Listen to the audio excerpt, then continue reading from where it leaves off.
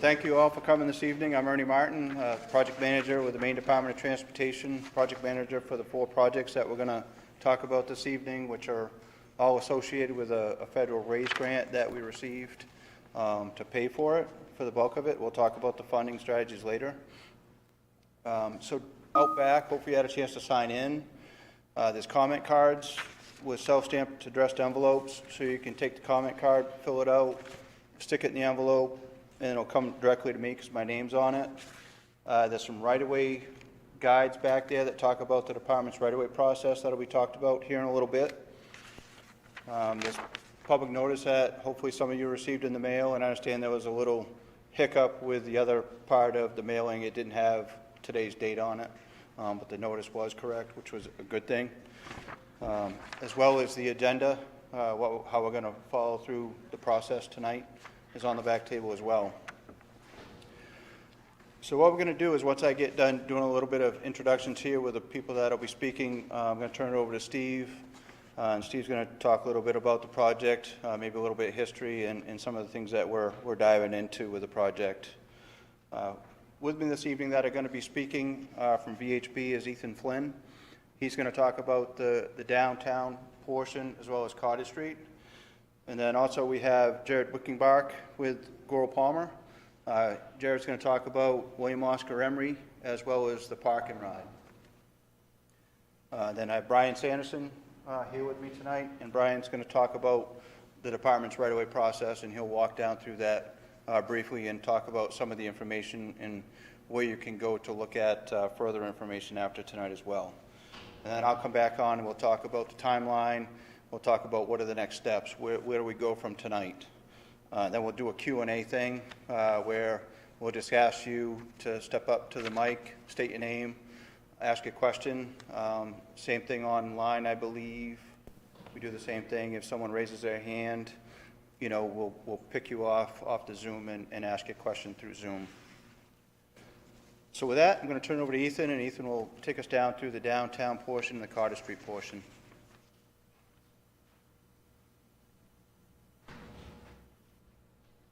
Thank you, Ernie.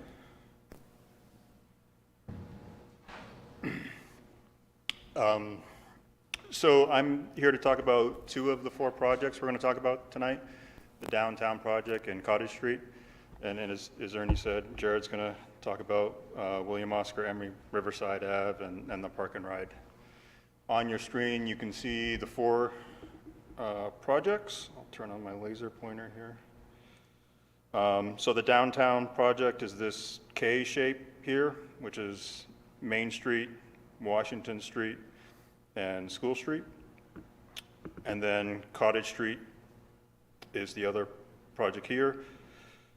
Starts at River Street, extends up and over the hill past the hospital, where the DOT a year or 2 ago did an overlay and had a construction joint there in the pavement.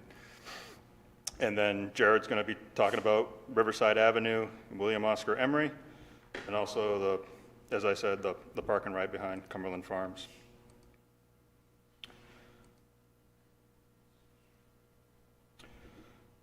So to start, I'm going to dive down into the downtown improvements project, and here's a little bit of more of a zoom in on that project. And as I said, we have Main Street here. The limits of the project start at Cumberland Farms, extend past City Hall, where we're sitting is right here, Washington Street, and then extends all the way to the intersection of Winter Street, where there's currently some signal work going on. In addition, Washington Street starts at the intersection of Main Street and extends down to where the project along River Street starts. And then we have School Street, which starts at the intersection of Washington and extends down to Emery Drive. Here's a zoom in on Main Street, the first portion starting at Emery Street to Roberts Street. This section of the road from Emery Street to the library really isn't changing. The biggest change here will be we will be constructing curbs where the edge of the pavement is today. Those familiar with the area, the sidewalk doesn't have much of a reveal out there, and there's this kind of awkward paved section between the edge of the shoulder and the sidewalk in a lot of spots. So we're going to be putting granite curb at the edge of the shoulder, and then removing that extra pavement and establishing grass esplanades. Throughout the whole project, for the downtown project, all the sidewalks will be concrete, all the curb will be granite. The entrances will be paved bituminous pavement. So the concrete sidewalks will stop at the edge of the driveway, you'll have pavement across the driveway, and then the concrete will pick up again on the other side. Picking up at the library and extending forward, in this section, we start to narrow up the road. The road will be 16 feet from the center line to the curb at a minimum. We're still going to have parking areas in several spots, here and here in front of the library. We're going to be adding a new crosswalk right here. And this is at I'm drawing a blank. Someone help me. Sunset Towers. Thank you, Matt. And if you imagine yourself standing right here, looking across the street, this is a rendering which it'll look similar to this. This rendering was actually produced during the planning phase, so final results won't be exactly similar to this. Some of the plantings will change and hardscape may change, but generally this is what it's going to look like in the after.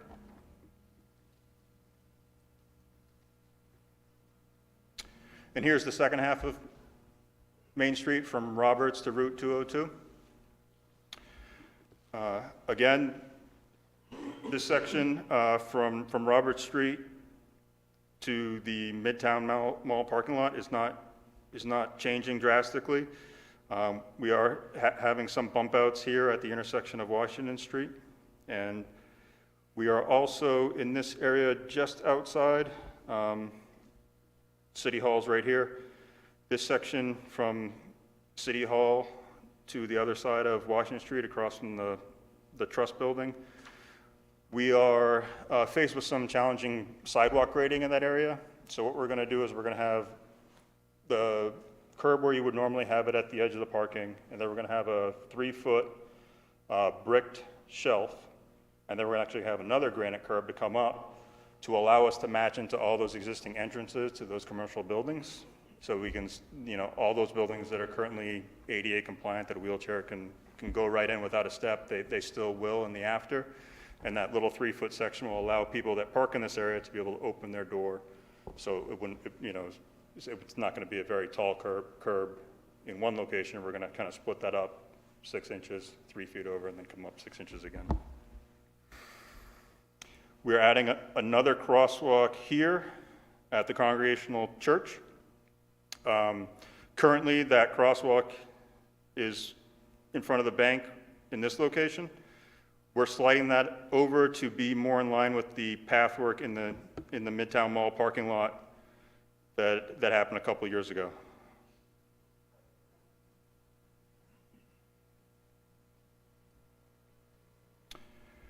Here's another rendering to just give you a flavor. This is, you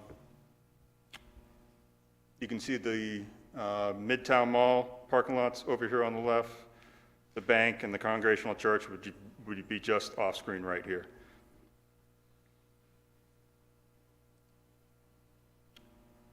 Moving on to Washington Street and River Street.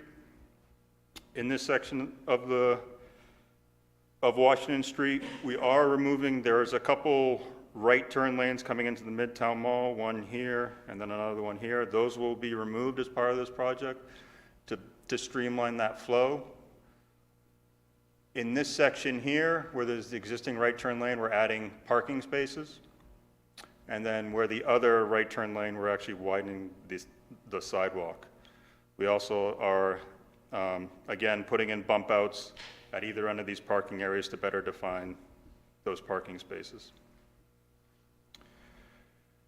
Right here on Riverside Avenue, you'll see our limit of work. That's the limit of work of our design project. This will just be the match point of Jared's project that he'll talk about, which will extend further down to William Oscar Emery.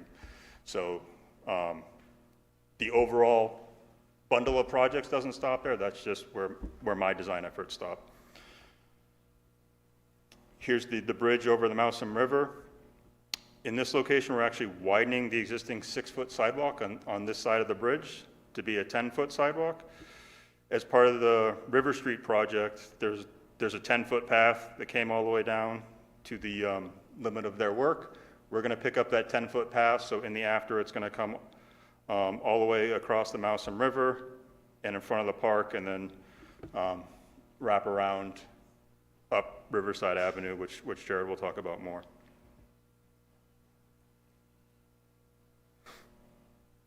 Here's a zoom in of School Street. School Street's one way in this section. It's going to remain one way. Starting down at the Emery Street portion of the project, there's actually there's 2 lanes here. There's a through and a left turn lane. We're going to be removing the left turn lane, so it's just going to be a single lane approaching that intersection, and then we're adding some parking where that left turn lane is today. Throughout this corridor, we are adding bump outs to define the parking. You'll see a couple areas across from side road intersections that are crosshatched. There's one here and one here. That was done just to provide turning movements for buses and the city's fire truck. So we're not going to allow parking in those spaces so those larger vehicles can make those left turns.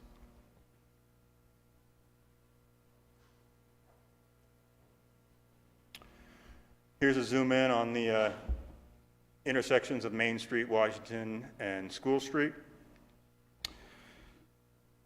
In this intersection, there's an existing median island that will be removed, and there's also a triangular island right here existing that'll be removed. So this will all be open pavement in the after. When we remove those 2 islands, we're actually bringing the curb lines out, so the sidewalk on either side of the street will actually get wider. The sidewalk here is going to be moving out 3 to 5 feet. And then in this section, we're bringing the curb line out as well. This cross-hatched area here is the sidewalk in front of the trust building. Underneath that sidewalk is actually the basement of the trust building. So the actual basement of the trust building is underneath the sidewalk there. Because of that, and that's actually part of the building, and going through the right-of-way process, we're actually building a continuous five-foot path outside of that trust area parcel that'll be completely in the public right-of-way that the city can maintain. That'll give a continuous route for PEDs. And then you'll also see these. It's hard to see at this scale, but there'll be a planter area here and a planter area here to kind of define what's public sidewalk and what's sidewalk above the trust building's basement.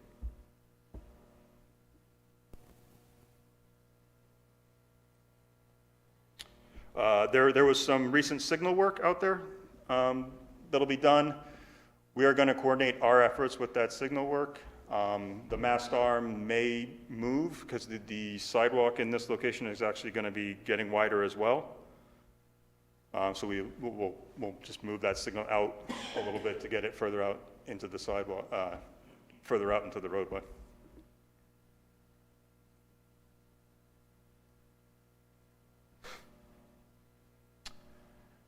Here's a zoom in on the intersections of Washington River and High. You can see these green areas here. These will be where curbs widened out. These are existing paved areas today.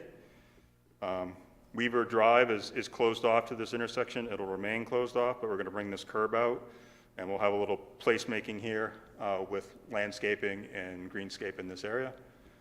On the other side of the sidewalk, this curb line kind of comes in today. We're going to extend that curb line out and bring it more gradually down River Street. So again, there'll be an opportunity for some greenscape and placemaking on this corner of the intersection as well. Some of you may notice that as part of the River Street project that the entrance here to this parking lot has been closed off. That'll remain closed off. But as stated previously, that 10-foot shared use path will be extended down here and across the bridge and across the park and then up Riverside Ave. I touched on it briefly before, but yeah, this is just a cross-section of the bridge. Here's where the existing bridge railing is at 6 feet sidewalk, and we're gonna install a new precast beam and widen that sidewalk to make it a continuous 10-foot path.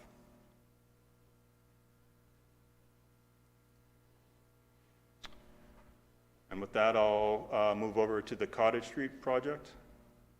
Again, the limits of the Cottage Street project is going to start on Winter Street, just beyond the Winter Street Bridge.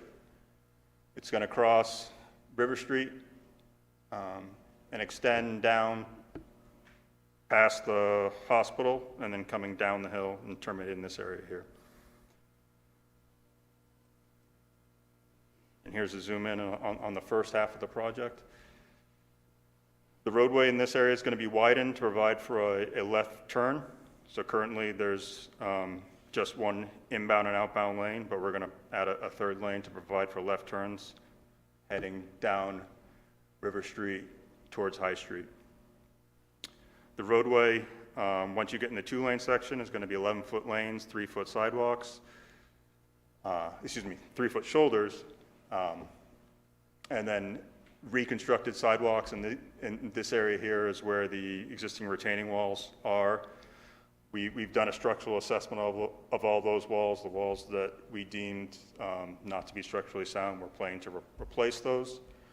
The bulk of those replacements are going to be granite walls. It's going to be 18 to 24 inch, just tall granite slabs at the back of the sidewalk where the walls are today. Once you get past Brook Street, the shoulders are going to widen to 5 feet, and the beacon at the intersection of Brook Street will be replaced. We're also adding a rapid rectangular flashing beacon right here at the intersection of North Ave, and that's for the school there, where folks have, there's kind of a walking school bus that come out of the church to the school.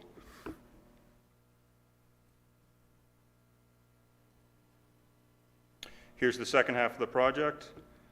Once you get past North Ave, the curbs are going to change from granite curbs to bituminous curb, and the sidewalk is going to end here at June Street on this half of the street, actually on both sides of the street. And then for the remainder of the project, we're not proposing to add any additional sidewalk.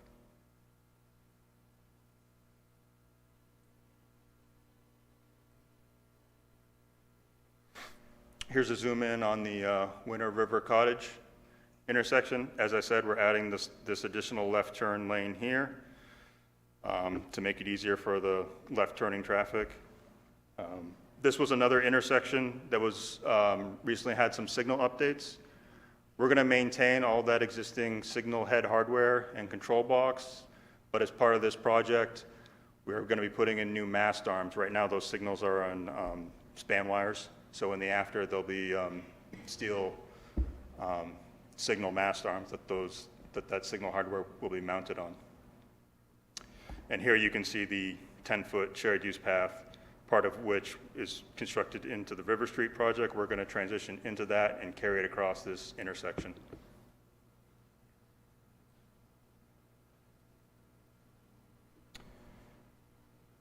And then here's the intersection of Brook and Cottage.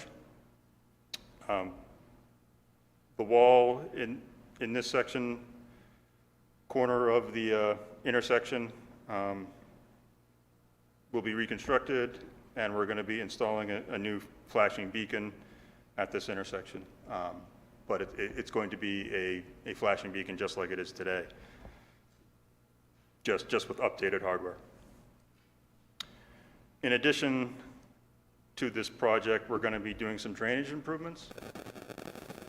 So this is on the bottom of the screen, running left to right, you have Brook Street. On the top of the screen, you have North Ave. So Cottage Street's on the left, High Street's on the right. If you think of this project, you know, if you're starting driving down at the River Street intersection, you're starting to go downhill, and then you come up Brook Street's on a little knoll. So all that drainage goes down Spruce Street. And then starting at Brook Street, going up to the hill where the hospital is, all this drainage comes down to High Street in this area. We evaluated what drainage we're offsetting from our project, and the outlet to the Spruce Street trunk line was adequate for what we were putting down there. But the drainage that we're putting down North Ave was inadequate, so as part of this project, we're upsizing the city's drainage infrastructure to meet future drainage needs. The drainage route today comes down North Ave and then down Russell, and then there's a pipe that kind of weaves its way between these buildings and comes into High Street here. So what we're going to be doing is keeping that drainage down North Ave the whole way. Where you see the drainage underneath the sidewalk here, that sidewalk will get reconstructed. But beyond the limits of the drainage trenching itself, we're not proposed any improvements. So you'll in the after you'll have a construction trench where the drainage line is, and adjacent to the sidewalk will get reconstructed, and then there'll be a saw cut line a few feet in from the sidewalk with a patch of new pavement in front of that sidewalk. And then we're also going to extend that drainage down High Street. Paris Pizza is right here, and then at this point it's going to connect in an outlet where it does today.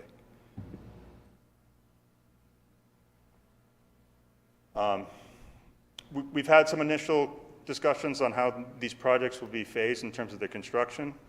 We do plan to come back with another public meeting once we drill down and figure out the exact construction phasing and timelines and so forth.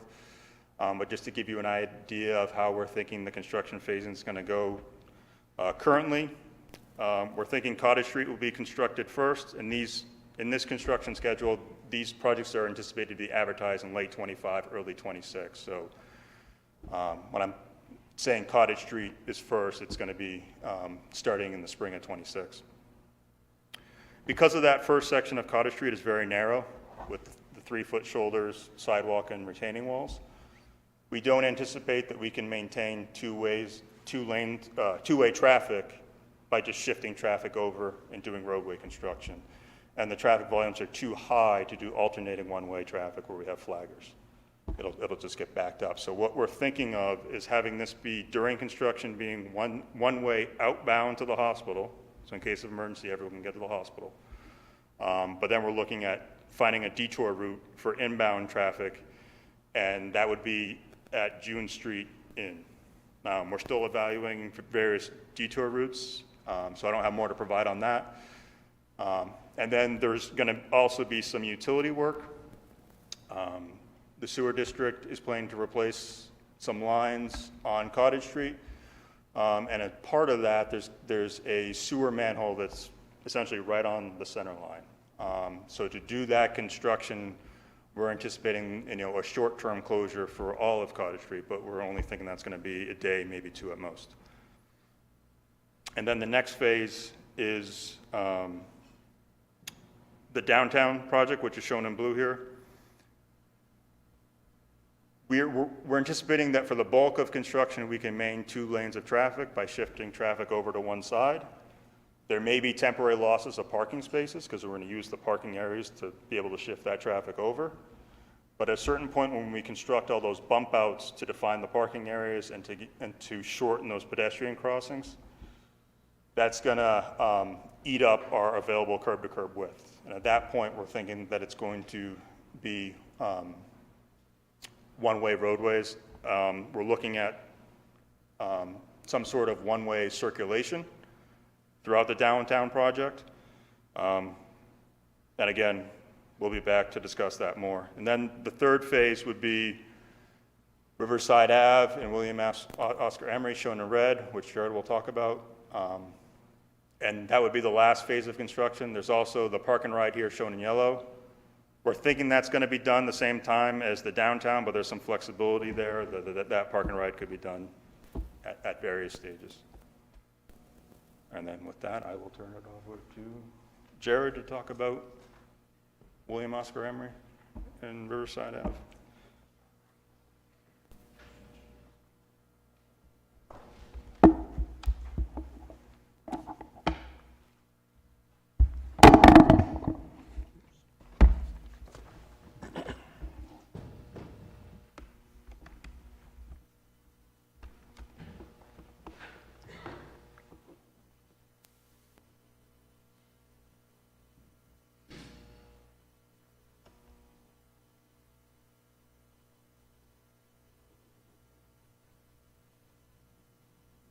There we go.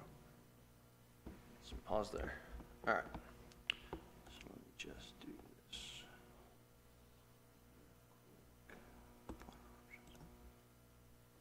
Okay. Thank you, everybody, for being here. So my name is Jared Winchenbach. I work for Goral Palmer. We're in charge, as Ethan said, of the Sanford Riverside Ave and William Oscar Emery project, as well as the Sanford Park and Ride project.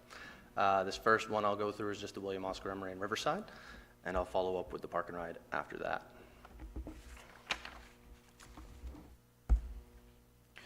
So, brief history on the project real quick. The project started as two separate projects. So you see the line in blue down there, that's River Street. That is the limits of that.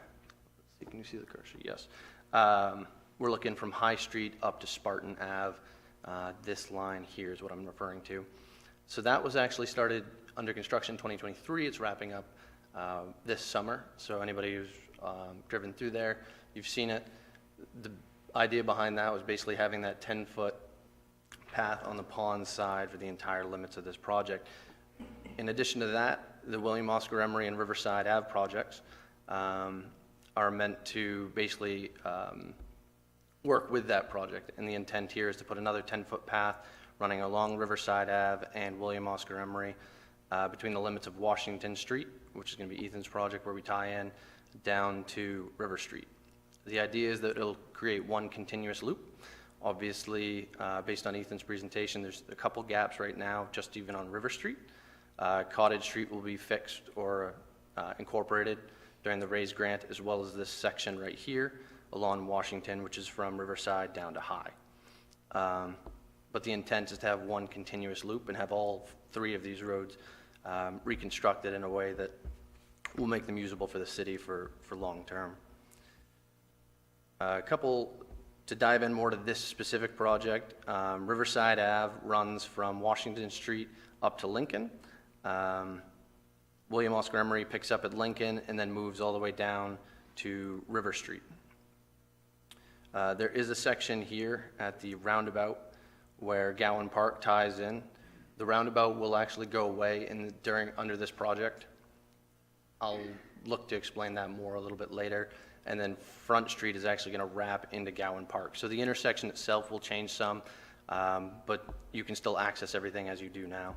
The real intent is to try to create more usable space in that area since there's a lot of pavement out there currently. The Riverside Ave portion of this project is going to be completely full depth reconstruction, whereas William Oscar Emery is going to be mostly a mill and overlay project with sections of full depth in areas that need it. The main purpose of this project, aside from what I had kind of mentioned previously, is it's a complete streets project. So we're looking to provide safe, comfortable, attractive, and convenient access around Sanford for all mode users, including pedestrians, bicyclists, motorists, and transit users. Another goal of this project is to connect the trails and biking paths in the northern part of the city to the southern part. So I don't know if you can see super well here, but there's some dotted white lines here that run all through this wooded area. We connect into those trail systems in numerous places, and this 10-foot wide path that will connect it into the downtown portion, which will be being redone as well as part of the raised grant, as well as the paths on the southern side down off Pioneer. So there's a couple good reasons to get this project. So a couple things with existing conditions. Riverside Ave is the 3 pictures on the top. It starts out, this first picture, you've got the Gateway Park on the right, and you've got Midtown Mall on the left. You can see it's relatively wide there. You've got you have the park parking here on your right. You've got sidewalks on both sides. But as you go down Riverside, it starts to narrow up. So in this second picture, up where that white building is, that's Winter Street. And as you kind of move forward or go down Riverside towards the north, you'll see that the amount of space you have between curbs is actually narrowed up quite a bit. Moving one step further, going onto the north side of Winter Street, you see the houses start coming in closer to the back of the sidewalk. So these are just some of the challenges we were dealing with as we kind of progressed with the project. A lot of project tie-ins, just like Ethan's projects there. And then looking on William Oscar Emery portion, which is the bottom 3 photos, you have the first photo is right as you kind of come out of the residential area. You've got the pond on the right. Houses are a little bit further back on the left. You're starting to widen out here. You've got on-street parking, at least on one side, potentially both, a lot of pavement area, and you've got the sidewalk that runs through the park area on the right, the pond side. Second picture here is the roundabout, and that's one of the comments that I had made earlier, is we're looking to reduce the amount of pavement out there, kind of a sea of pavement, and we'd like to repurpose that area into usable space for the city and its citizens. The third picture here is actually a section between the roundabout and the River Street. And you can see we have parking on both sides of this one. The corridor is very wide through here. So we're actually looking to take it down a little bit to give us space for that 10-foot wide path. We'll still be providing on-street parking through there, but it is a lot wider. We have a lot more space to work with on those projects or on those roads. So graphic overview real quick. I know Ethan had very similar graphics here. We don't have the aerials underneath. We kind of colored up ours, but the yellow is basically going to be the new pavement. The darker yellow is just another version of the pavement. It'll be driveways, access points, stuff like that. The gray is representing sidewalks, the darker grays. One thing that you can't tell on this, but it is being incorporated into the project, is the 10-foot wide path is going to be bituminous through this section. I think actually this section, right, what I'm pointing to is actually going to be concrete, and that's due to the city ordinances. We will have concrete through here, but once we move a little bit further outside the ordinance, the path will turn to pavement, whereas the sidewalks on the far side will stay.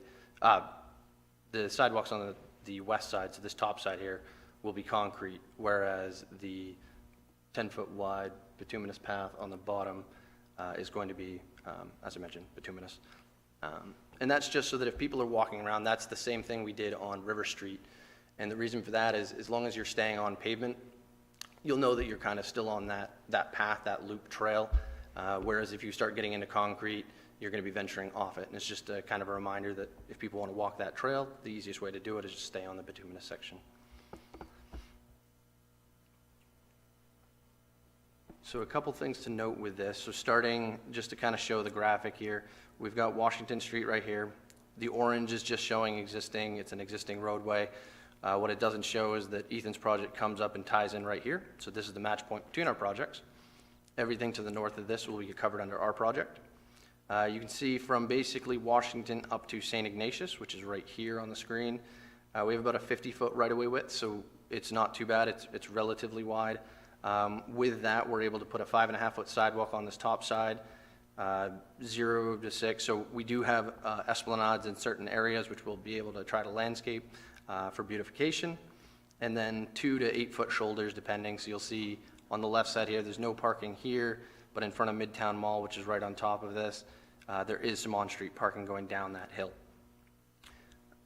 So we will be able to put some on-street there. And then 2 11-foot lanes, and then a 2-foot shoulder on this bottom side, or the pond side, and a 10-foot wide bituminous path. In this case, I think it would be concrete, but in general, it'll be bituminous. We are going to keep, so this is the existing Gateway Park parking area. That will remain. Will be redone as part of this project, but the overall, the building and everything there will stay. The connections into the path, into the existing infrastructure, will be part of this project. So we'll basically match in at those points. As you kind of go north on the project, so going from St. Ignatius up to Pleasant, the right-of-way width constricts. So we go from a 50-foot right-of-way width down to a 40, which means our template has to change. We can't have the on-street parking. We don't have as much space to make the template work. And the only other thing I did want to mention while I was on this slide before I jump was the lighting design for this area. So we do have lighting, we do have landscaping for both of these projects. Lighting in this area, there's existing lighting in Gateway Park. We're actually going to tie into the existing lighting infrastructure and run the lights north from here up to Winter Street. The plan is to not cross Winter Street with the conduits or anything, so all of this lights will run off the existing cabinet that's in Gateway Park currently. As far as landscaping goes, like I said, through the Riverside Ave section, it's a bit tighter, so we may not be able to landscape quite as easily because there's not as much space to landscape. A lot of it's going to be paved or concrete just due to the right-of-way width we have. One other thing that's worth mentioning is St. Ignatius, for those of you that have parked there prior. St. Ignatius is a one-way coming from the top of the screen, driving down to connect to Riverside Ave. There's diagonal parking on both sides here. We did narrow up that intersection. The main reason for that was just for pedestrian improvements, tighter crossings, allow safer crossings for people. So that's the main change at that intersection. So then we move a little bit further. This is Winter Street on the left. This is Pleasant Street on the right. We've got Maple here, and I believe that's Acorn there. And so one thing to note is we're not looking to touch Winter Street. So Winter Street, we're going to basically come up and abut on both ends of it, but we won't be crossing it with pavement or anything, as it's the main way through here, and Riverside is a much smaller road. One thing we are doing to this intersection, so currently this intersection is listed as a high crash location. I won't go too far into it, but essentially it's 8 or more crashes over the most recent 3-year period. The most recent 3-year period for this intersection has 14 crashes. There's additional information that contributes to it being a high crash location, but for the intents of this, now that we know it is, or because we know it is, we're trying to make some changes to the intersection to improve safety, not only for vehicles looking to use this intersection, but pedestrians as well, as we're going to be adding a 10-foot wide pedestrian sidewalk or trail through this intersection. We want to make sure that we're as safe as we can be here. So couple changes we're going to make. We're actually in the process of looking at making it an all-way stop. That's on coordinations with the Maine DOT. But right now what we're contemplating is removing the existing flashing beacon, installing LED flashing stop signs on the side roads, as well as supplemental signage. The supplemental signage should go a long way to help people understand the intersection. There'll also be supplemental signage on Winter Street on coming towards Riverside to help allow people to understand what's going on at this intersection to try to reduce the number of crashes. Also, as Ethan has in a few of his locations, there'll be RRFBs located here, rectangular rapid flashing beacons. That'll help people be able to see pedestrians looking to cross that, which is very important considering we have a high number of expected users for the path. So that's one change to that intersection. Moving just left to right on the screen, we have a mid-block crossing. So Acorn has a sidewalk that comes down. We connect to that. So the sidewalk on the left side, again, this template is very tight. So we've got a 5.5-foot sidewalk on the left side. I think it's 1 or 2 foot shoulder with an 11-foot travelway on both ends, and then a 1 or 2 foot shoulder and a 10-foot path. And that's back a right-of-way to back a right-of-way. So we're really tight through here. Coming across, there's not a ton of intersection changes to the minor roads. So Acorn, Maple, and Pleasant don't have much for changes. They're pretty tight corners anyway. So we were kind of looking to maintain a lot of that. We did have to bump out. You'll see a little bump out here, but it's not the same bump out that Ethan was proposing, as it's kind of more, the reason for this is due to utility poles and impacts to the existing overhead aerial infrastructure. So we had to bump out to make sure it was protected, but it shouldn't have any impact on people trying to use the boat launch, which is at the end of Maple Street. You will see this right here, the dark candy cane kind of stripe here. That's a small retaining wall.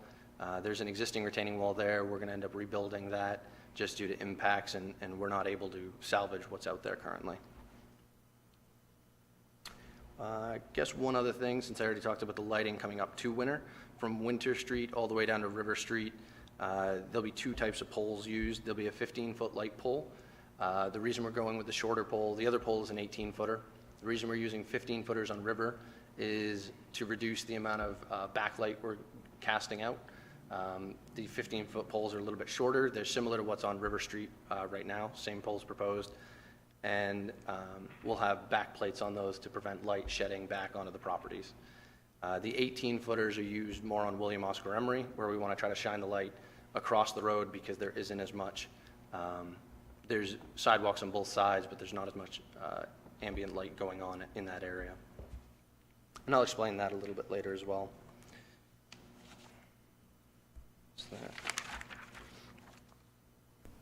So then Lincoln here is where the actual separation between Riverside is to the left on the screen and William Oscar Emery is to the right. What you have in the middle here is a gateway treatment. And basically what that is if you're driving northbound on Riverside and you come to this, this is the location where you're first really able to see the pond. So the intent is you'll have landscaping. You can kind of see this green strip that kind of continues here. We all of a sudden get into an area where the right-of-way is a lot wider. We have 50 to 60 feet of right-of-way, so we're able to widen out the template quite a bit. And in doing so, we get to move our 10-foot path off curb, so we'll have landscaping on both sides of the trail at that point. In addition to the landscaping there's going to be a raised median island. It'll be a type 5 granite curb, so it'll be a raised island with landscaping in the middle of it. And as you kind of come north here, you'll be able to see plantings on your left and plantings on your right, and you'll be able to see a nice view of the pond.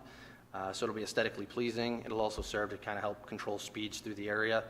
The other thing that it does is it kind of allows you to change in your head. You're going from a tight residential area to more of a park setting.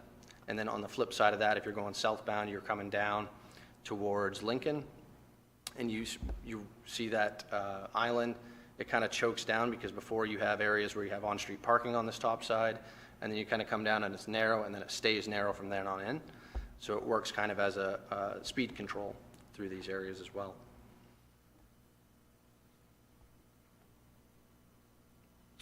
Coming down, the only other thing that I'd like to mention, so there's two sidewalks, one on Lincoln. There's an existing connection point on Lincoln that we're looking to tie into and bring down, and then a mid-block crossing through the gateway treatment.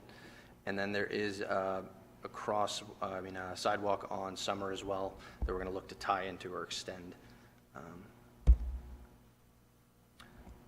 So then we come up, so Summer would be right on the left here, just off screen, coming down through here, just as it kind of matches with Ethan's project. We have bump outs kind of throughout this section of William Oscar Emery. You see them more on the north side of the roundabout. So in the next couple slides, you'll see more of them. But the intent there is just to provide some nice, safe pedestrian crossings throughout the project, as it is a connection project. Coming through and around, you can see where I'm tracing with with the cursor right now, this, and way back here.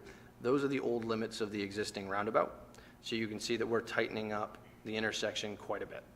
Reason for that is what that does is it provides, we're able to remove a lot of excess pavement that doesn't need to be there. We're able to tighten up for pedestrians, allowing them to cross short distances instead of longer, wider sections of pavement. And we're able to give back the city some property that could be used in the future for 4th of July celebrations or other city-led events. A couple things in this area, so for reference, and I apologize for not stating this earlier, so William Oscar Emery wraps on the bottom here. This is Gowan Park Drive coming on this side, and then Front Street is going up on your screen here. So this parking lot is an existing parking lot. Currently, we're not proposing any changes there. One thing we are looking to do there, as well as a few spots on this project, is incorporate electric charging stations, vehicle charging stations, not only in this parking lot, but potentially on the on-street parking down a little bit further on the project. We're also looking at installing some electrical outlets and such for food trucks. There's a lot of potential with these larger areas for future, food truck storage, food truck areas where they can plug in for any of those festivals, celebrations, stuff like that. So we're really looking into the infrastructure and what would benefit the city most going forward, because what we'd really like to do is be able to incorporate that as we build it and not have to think about it later and dig up what we did. So that's really the main focus of this, is trying to figure out what can this become, and we want to make sure we put infrastructure in the ground to allow it to become that. Last thing on this intersection that I want to point out, so the yellow is generally the roadway pavement, so you see roadway pavement up here, roadway pavement here. This gray section in the middle is currently a raised intersection. So what that is as you're driving along, it's like a speed table in theory. So you'll ride and then you'll go up slightly, you'll stay up and then you'll drop down. Really what that does is for pedestrians, it puts them kind of on a similar level, but it allows a little bit of vehicle speed control, and during events and stuff like that, it kind of makes it all even, so it's a nicer place for pedestrians to walk. It's kind of an area you can set up and really make use of. We've worked with the city of Sanford as far as plowing in order to try to taper the rates of the speed table. That way the plows don't get affected by it. And we're kind of in the process of that, as well as just the intersection in general, making sure that the fire truck and everybody can make these turns. So it's still a couple things we got to tweak, but for the most part, this is the idea.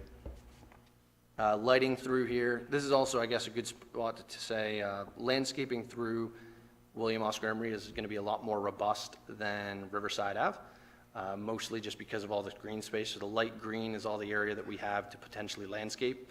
And that's not just landscape with trees, bushes, plants. That's also landscaping with benches, bike racks, that kind of thing. So there's benches out there now. The benches now likely won't stay. They'll be removed, but we will incorporate new benches as part of this to try to tie in this project with any of the amenities that are going into Ethan's projects.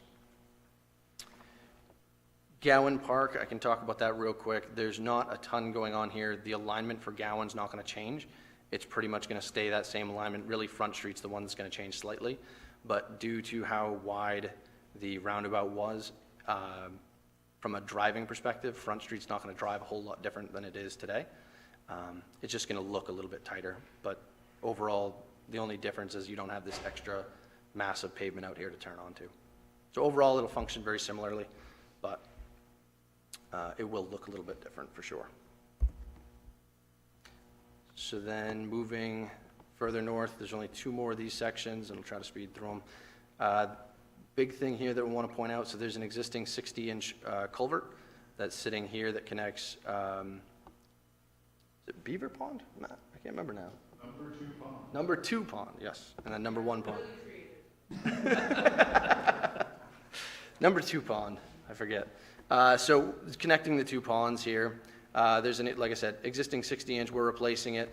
We're in the process of updating the design right now.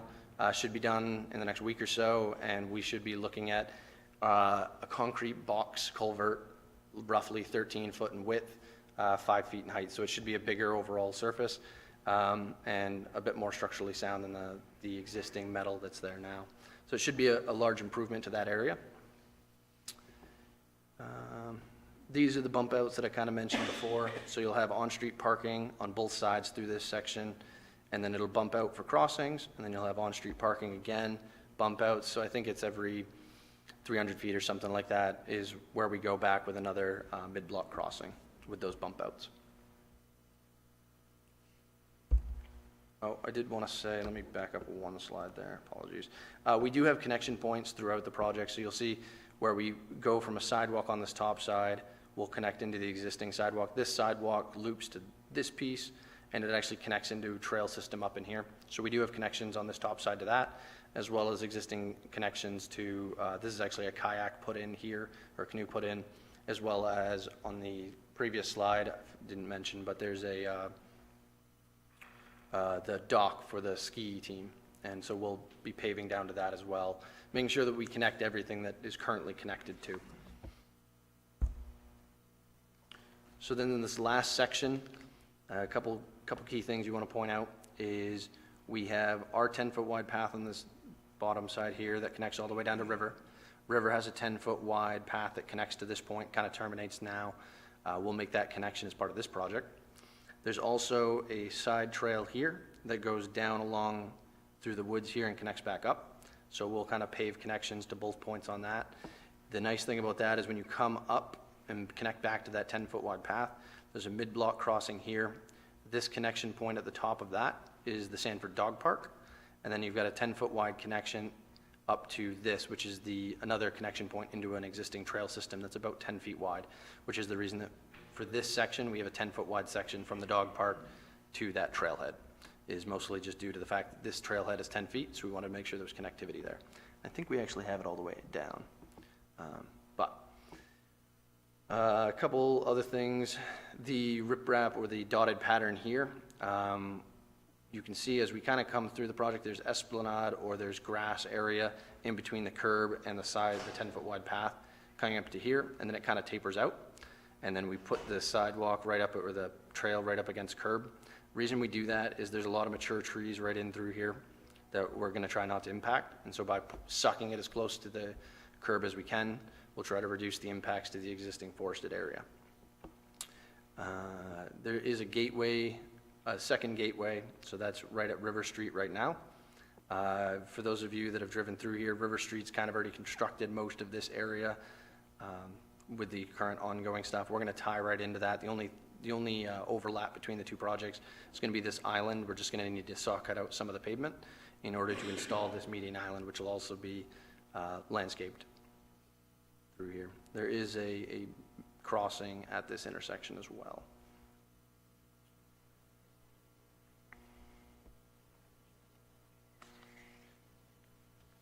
Lighting through here. So there's existing lighting on River Street. We're going to match into that. So the lighting for the most part is going to be on this bottom side, so it'll stay on the pond side for most of the project. There will be supplemental lighting on either side when you have mid-block crossings to ensure people are going to be visible when trying to cross the road.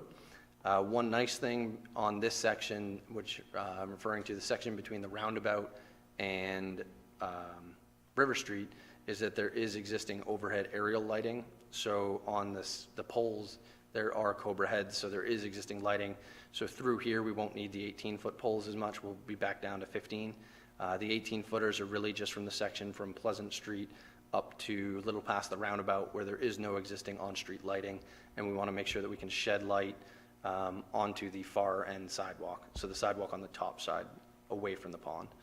So that's really the idea behind that. There will be lighting up at the roundabout as well. We just need to that's one of the areas we need to think through as far as how many additional lights we may put in that area in order to figure out, what the city wants as far as future use of that area. Typical section sheet, I won't spend much time on this. Main reason being, if you have questions over it later, feel free to come up and ask, or ask when we're up on the top. But essentially, it's just, the best way to describe it is if you cut it like a sushi roll, if you cut the road like a sushi roll, this is what you're going to see. These are the gravels, these are the pavements, the concrete, curbing, all that stuff, and that's just the buildup. So I don't want to spend a ton of time, just wanted to let you know what it was. Landscaping amenities, we kind of talked already about it. You will notice that if you look at some of the existing trees, they're colored in red. The reason for that is that some of the mature trees that are out there now will have to be removed as part of this project. We will be replacing those trees in bulk. We have about 175 proposed trees as part of this project, just due to the extra park areas and the large amount of grass space that we have. So it's a pretty robust landscaping plan. In addition to the 175 trees relatively, we're going to have about 200 perennials and assorted wildflowers added in as well. So it should be a pretty standout area as far as that goes. We've had questions on previous public meetings just regarding the landscaped islands. We are looking into using salt-tolerant plants that have a proven record of medians success in Maine.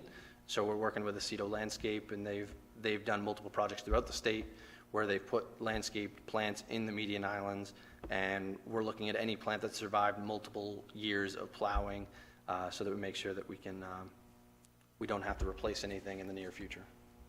Other improvements, like I said, a couple things we can show here. We got the bike racks, trash receptacles, benches. There's also potential loungers, which are kind of like a bench, but they're a little bit laid back, a little bit more relaxed than just a normal bench. But those will be scattered throughout the park area. Not as many on Riverside Ave, and again, that's just due to the tightness of the right-of-way constraints for that. I think that does it for William Oscar. Yeah, okay. So I will jump over, if you give me 2 seconds.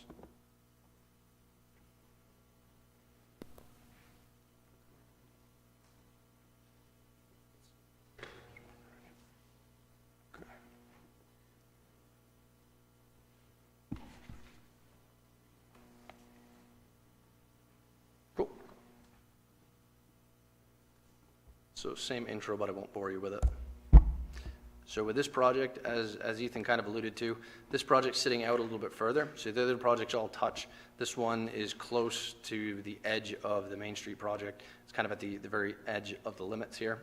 It's located, so let me switch that so I can see the pointer, laser pointer. Main Street is running here on your screen, coming down, and Emerson Street is right here. This is the Cumberland Farms right there, and that's where we're located. It's just kind of south of that. It is where the old school building used to be, for those of you who have been around for a little bit longer. So, for reference there. A couple existing conditions. Looking at this, we've got a couple pictures here. Currently, the lot is used by the church across the street as additional parking. You can see some tire ruts through here, and there is an existing entrance in this bottom kind of bottom capture here where the curb tips down, and you can see there's kind of a gravel entrance here. So there is some use being used currently, or some use for this currently, but it's not as efficient as it could be. One other thing that I want to point out is, so this is actually the Cumberland Farms building on the left here in this bottom left panel. Two things to note in this. So there's an existing stormwater feature from Cumberland Farms right here, and we're going to look to kind of make sure that we put a fence to kind of protect that, to make sure that people aren't walking through that area, just because we don't want to have impacts and you know, good neighbor policies here. The other thing is we've got a white fence in the background here. So this is an 8-foot tall vinyl fence that'll be coming up later. I'll kind of explain where that's going to be, but just picture that fence, because the plan is to basically match what they put out there for the perimeter of this park and ride.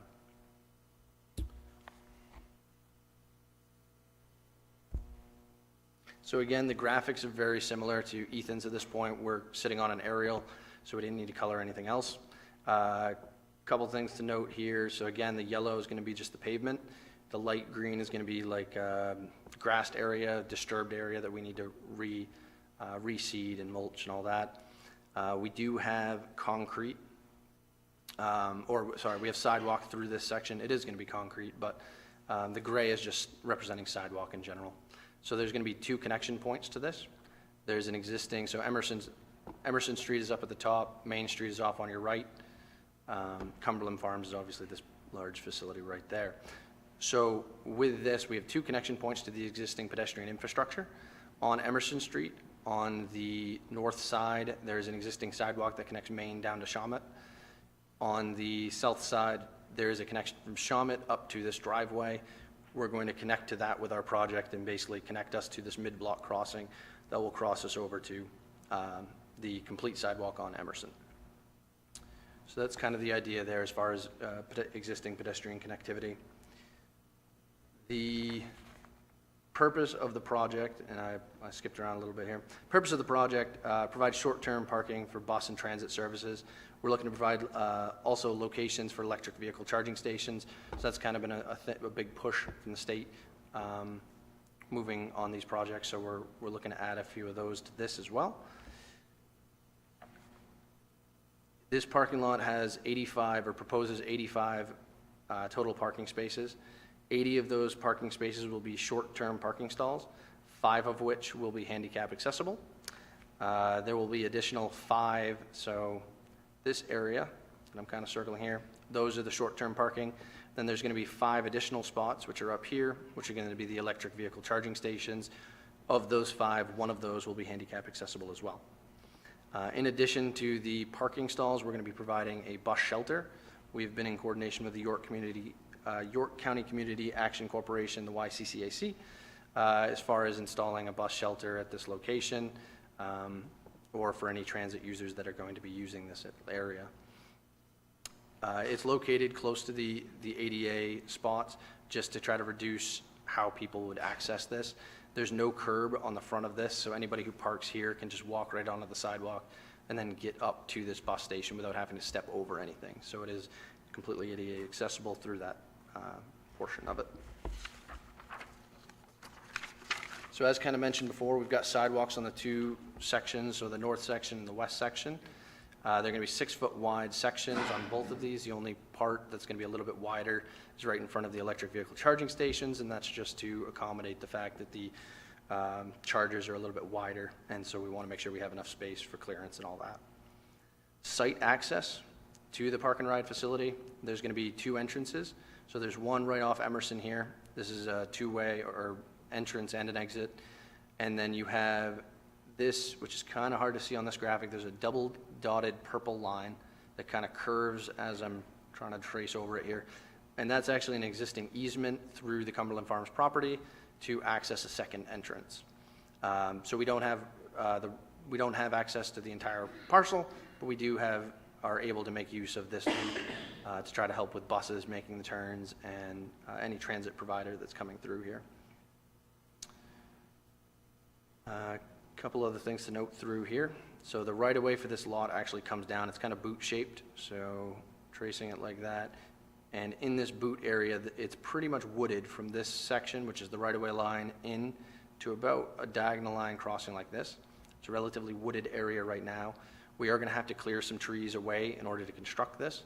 The intent would be to minimize clearing as best we can, to keep as many trees as we can. And then for the areas that we do need to clear, we have a decent landscape package of trees that are going to be on both the non-park and ride side of the fence as well as the park and ride side of the fence in order to try to minimize impacts to the surrounding properties. But overall, the goal will be to maintain as much of the existing wooded area as possible. As mentioned previously, so there's going to be a perimeter fence. So starting right here, the picture that I showed you earlier, that's that white fence coming behind Cumberland Farms. So we connect at this point, and we run west down to basically just beyond where our pond area is going to be, come up, and then run along this property as well. So that's going to be an 8-foot tall white vinyl fence that matches Cumberland Farms.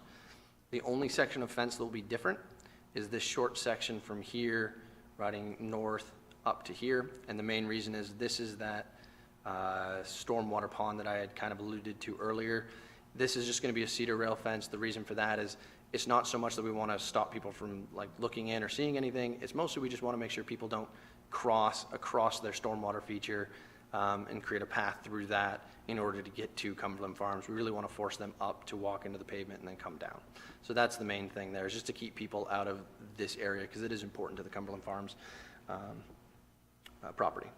So through this project, we'll have new curbing, new signing, new striping. The curb for this is going to be concrete slip form curb. That'll be the same curb that's on William Oscar Emery as well. It'll be slip form concrete that whole way. The sidewalk here is going to be concrete all the way through. And yeah, new signing and striping will be throughout the project, as you kind of see. So the black lines here represent the proposed striping. Two things I didn't mention, these lighter green areas, or brighter green, I should say. Those are median islands, so they're going to be raised. They're type 5 curb, and both of those will be landscaped as well.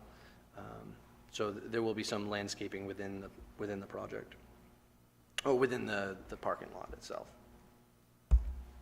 The next sheet is very similar, but it's the grading plan. The main reason I want to show this is really for drainage purposes. So on this backside, on the boot kind of part of the parking lot, there's going to be a soil filter, pond basically.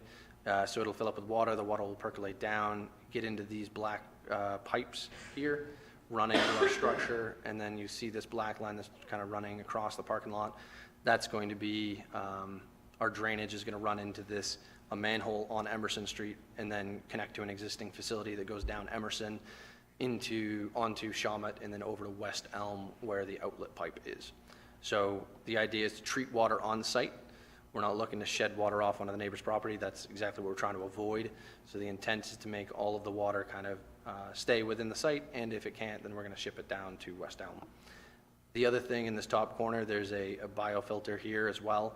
Main reason for that is, as far as the grading goes for this parking lot, you can see a black dotted line, that's kind of the grade break. Everything on the bottom side of that is gonna come to this pond. Everything on the top side of that is gonna go to that biofilter, and then a small amount of water is gonna go back into the Emerson Street to be collected on the road. Oops, didn't mean to click that. We have done environmental, we've been looking at environmental on this. There's no wetland areas identified within this project. We are maintaining similar drainage flows and rates, the existing to the proposed. So that was a big part of this project, is to make sure we weren't shedding any more water than it currently is. And the drainage design is going to meet all local and state permitting requirements.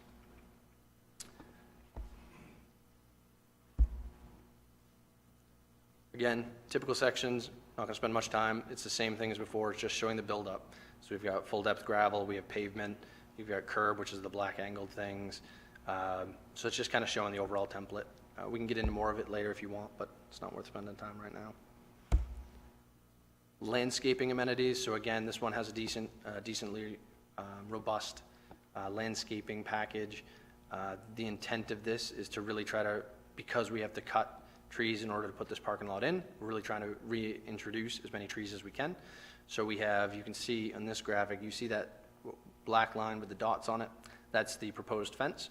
We're planting on both sides within the parking lot as well as the outside of the parking lot, just to try to reestablish that forest on the backside, and to try to provide as much break as we can between the park and ride and any of the resident neighbors there. You can see on this top, this is just a quick cutout of up by, so Emerson Street is right here on this graphic. This is the entrance here. So it'll be, in order to kind of shield it from the houses across the street, we also have quite a bit of landscaping going in on the front side as well. Really beautification to try to make it as appealing as we can. We don't show a lot of taller trees on this side, and that's mostly just to make it so that the Cumberland Farms property and this one kind of look tied together. We have spent time looking at what the Cumberland Farms landscaping plan produced. That way we can kind of match what they did as far as the tree types. That way it does look more uniform and it doesn't look like two separate projects came in through this area.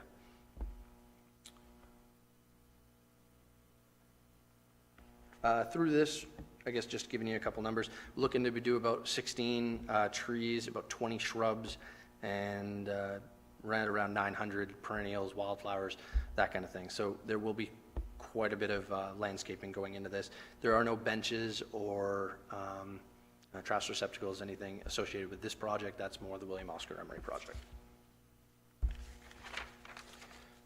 And then the last piece of this is going to be the lighting.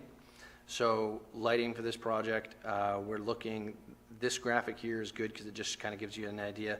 That black dot is basically saying if the light is facing forward, it's going to cast light, you know, in this range. So the lighter the yellow, the less light it shines, which makes sense. The further away you get, the less light. But it does show that, you know, as you cast light further out, it also casts it back. So what we did a couple of things here. Originally, we looked at, could we light the parking lot from the interior islands and spread light out from there? The problem with that is that in order to do that, we needed taller light poles, and we had to shoot light towards the abutters, and that wasn't what we were looking to do. So our second idea was we came up with perimeter lighting around here. We use shorter poles, so instead of the 18, we're using the 15-foot poles to try to reduce any glare back towards the residents. Also, we're going to be putting from this side, so the south side, down this frontage, and then along here, we're going to be putting back stoppers on all the lights to help prevent any light from shedding backwards towards the abutters. So all the light will shine forward through there, and that's basically just a kind of a half dome that we put behind the light to make sure everything pushes forward and nothing goes back. And then in addition to that, we're looking to, on the abutters side of it, we're looking to reduce the overall output of the light. So instead of having these lights shine to the halfway point and these lights shine to the halfway point, we're going to have these lights shine a little bit less and these on this side shine a little bit more. That way we can reduce the impacts of any backlighting on this, in addition to the backlight preventers. So we've taken a few steps to try to make sure that we reduce. It is something that can be changed in the field, and we can kind of work with that, but that's the idea right now, at least.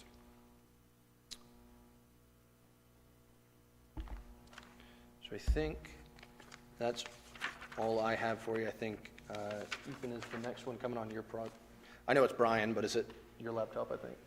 Yeah, okay.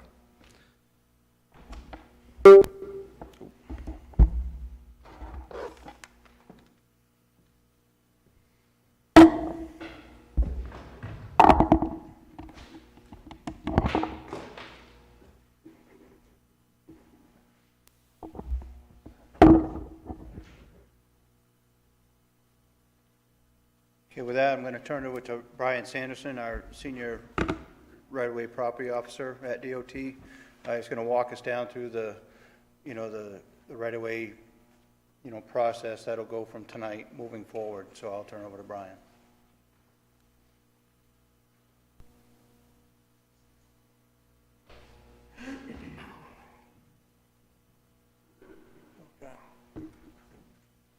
Good evening. I'm here to briefly explain the right-of-way process that we'll go through. Once they get through the public meeting process that they're doing, the designers will make any final revisions to the plans based on comments or changes that may need to be done. At that point, the plans are considered plan impact complete, and that allows for the design plans to be sent to our right-of-way mappers so they can start doing the final right-of-way maps. What they will be doing is overlaying the design onto the existing right-of-way, determining any areas that are beyond the right-of-way line on private property, and determining if we need to have temporary rights or permanent rights on people's property to be able to construct the project. That process at times can take up to 6 months. So it could be early spring of next year when we would have the final right-of-way maps available to start making appointments to meet with the property owners to show them the impacts. At this point now, once they start the final mapping, we also have all the title work updated to make sure we have the current property owners correct. And once we have all this information together, then my section is able to really get started as far as doing the appraisal work on the properties and also making offers to all the owners for the impacts and negotiating settlements.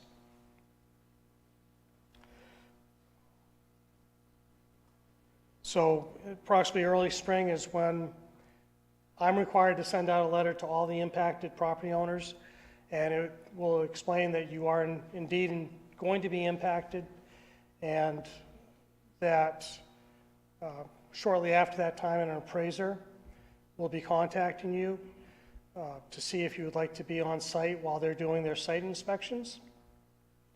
That is a great opportunity to meet with us, explain any concerns you have about the construction, also point out any personal property items you may have that you're concerned may be impacted by the project, and also to explain if there's any utility, electrical or drainage type issues that go into the system that you want to make sure we know about.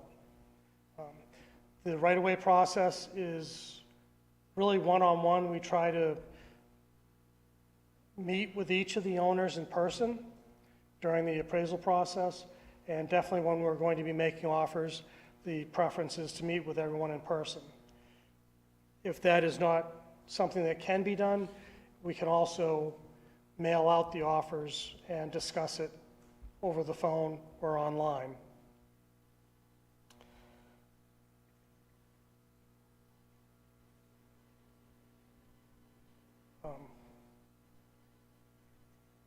Once all the offers have been made to the owners, approximately a month after that, we are eligible to do what we file the notice of layout and taking, which is the standard practice the department uses to acquire all the rights for the project.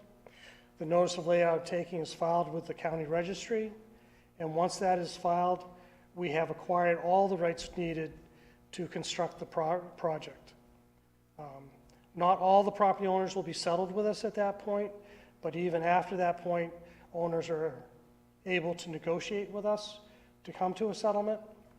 And if that is an item that does not happen, at the completion of construction, you would be able to go before the State Claims Commission and make your case why the state's offer was not adequate. Once we do file the notice of layout and taking, it is at that point, shortly after that filing, that all the owners will be sent out a package which would include a copy of the notice of layout and taking and the compensation check and also a copy of the plan. So it's all at that one point that people would receive the compensation. And that would be based upon the appraised value.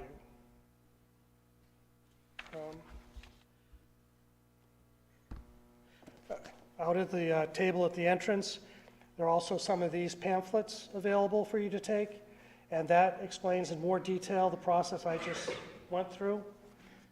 This is also available online at the Maine DOT website, which is mainedot.gov/publications. And it's also available on the presentation on the PEMA website that show all the design plans. There's also the availability for the right-of-way, this booklet, and also a brief video on the process we use. So at this point, we're just beginning the process of final mapping. It will probably be in the spring that we're available to come out and meet with owners and do the appraisal work. It will either be done by a staff appraiser that works for the department, but we also have a number of consulting appraisers that we use, all depending on the scope of the project and also the workload for the overall department. Ernie's team is one of the 5 teams I'm responsible to work with in the right-of-way process, so we just try to spread all the work out as we can. I think at that point, I would hand that back to Ernie to discuss the schedule and go from there. Thank you. Thanks, Brian.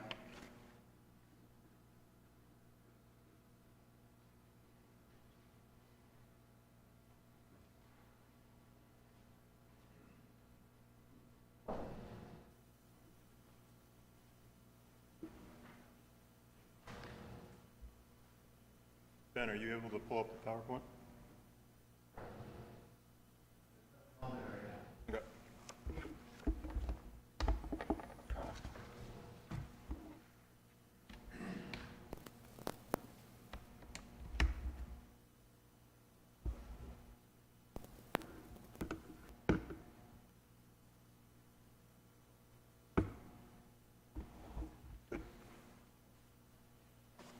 Okay, so we'll talk a little bit about the project timeline moving forward. Obviously, we're here tonight to get final comments on the design.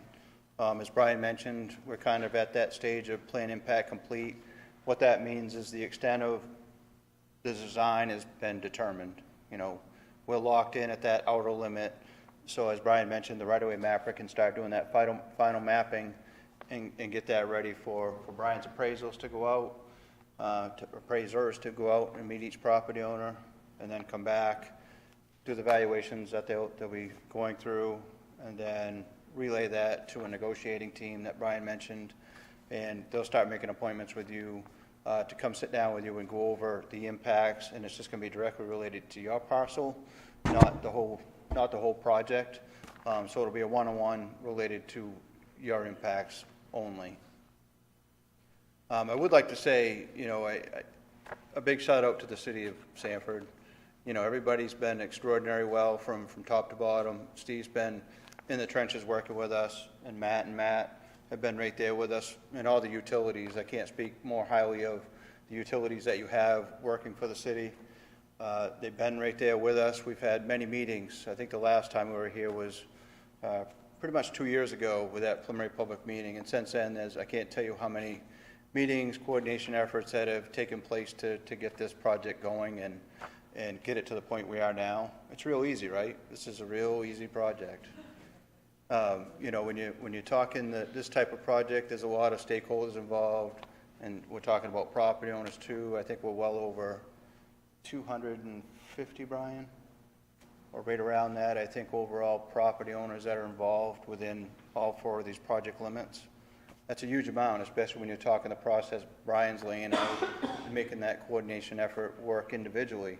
So when you look at that schedule, here we are. Next up for the next meeting that you're going to see us at will be that construction phasing. And Ethan kind of touched upon, we're looking at three different phases here. I think it's pretty well set that it's Cottage first, Downtown second, William Oscar Emery third. That parking lot, as Ethan said, can come here or there in amongst any of those because it's kind of off alignment. It really doesn't impact the traveling public. So with that being said, when we come back next time, we're going to have a more elaborate layout plan of maybe that detour that Ethan talked about. There might be some nighttime effort associated with each one of these, depending on, what has to get done. We talked about a manhole on Cottage, where Cottage has to get shut down. That might be a nighttime event. So that's some of the stuff that we have to work through to finalize and get ready for that spring or summer 25 meeting where we're going to come and show you exactly what we're going to do. So we're a little ways away, but we're gaining really quick on that aspect. And the other thing that we'll bring back is, there's a lot of discussion on landscaping. We'll bring back landscaping plans that will be more described to exactly what they're going to look like at that point in time. So it'll kind of be a construction landscaping meeting, spring, summer 25. Then from there, where do we go? The next thing that we're going to shoot for as design teams is getting the plans ready, the specs that are required to build it, and then obviously that estimate that we'll have to populate before we put it out to bid. So looking at December 25, January 26 for that to take place, that's aggressive.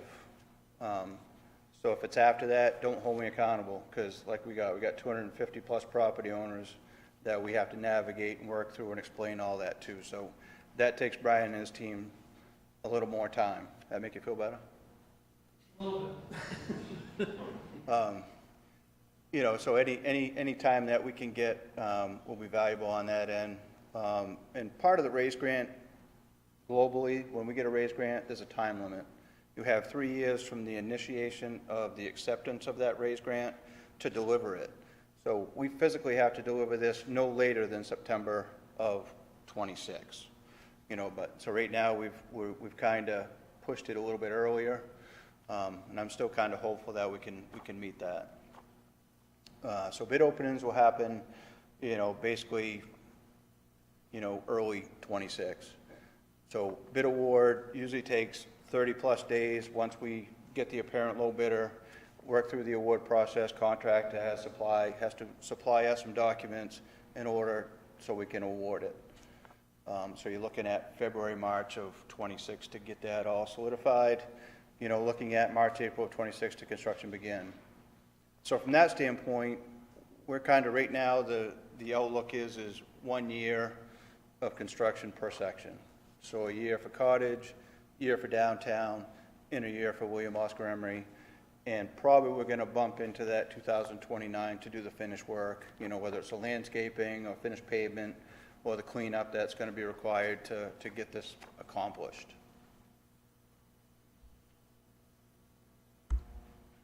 So, project funding. As we've all talked about, and as you have all heard, most of you, it's a federal raise grant that was received. Overall, it's $31 million in funds that are slated to take care of what you've heard about tonight. The bulk of it is the federal raise grant, and then there's a piece of state funding, local city funding, and then there's a little bit of what we call federal flexible funding that gets thrown in there to get us to that 31 million.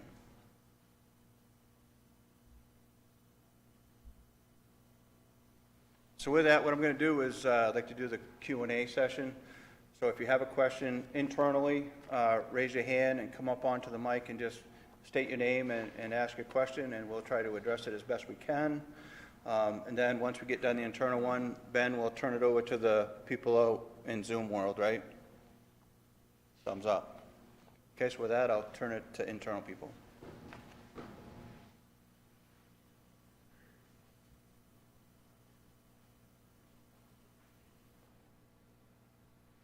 Hopefully I'm close enough. Good evening. I'm Becky Brink. I'm the mayor of Sanford, and I want to thank you for the presentation. It gave us a real visual of what's going to happen next in Sanford, and it's just wonderful. So thank you for this presentation. You guys really do a good job, and I used to be an educator. I'd give you an A+. It was fantastic. So I came away with only 3 questions, and I think we have other people that will definitely have more. It was unclear when you come down from Main Street onto Washington Street about the, well, I think it's called the Marketplace now, but Midtown Mall is what you probably know it as. It didn't seem like on Washington Street there were any entrances or exits to that parking lot. So are they going to be just on Main Street and Riverside Ave? The entrances to the Midtown Mall. All right, thanks, Matt.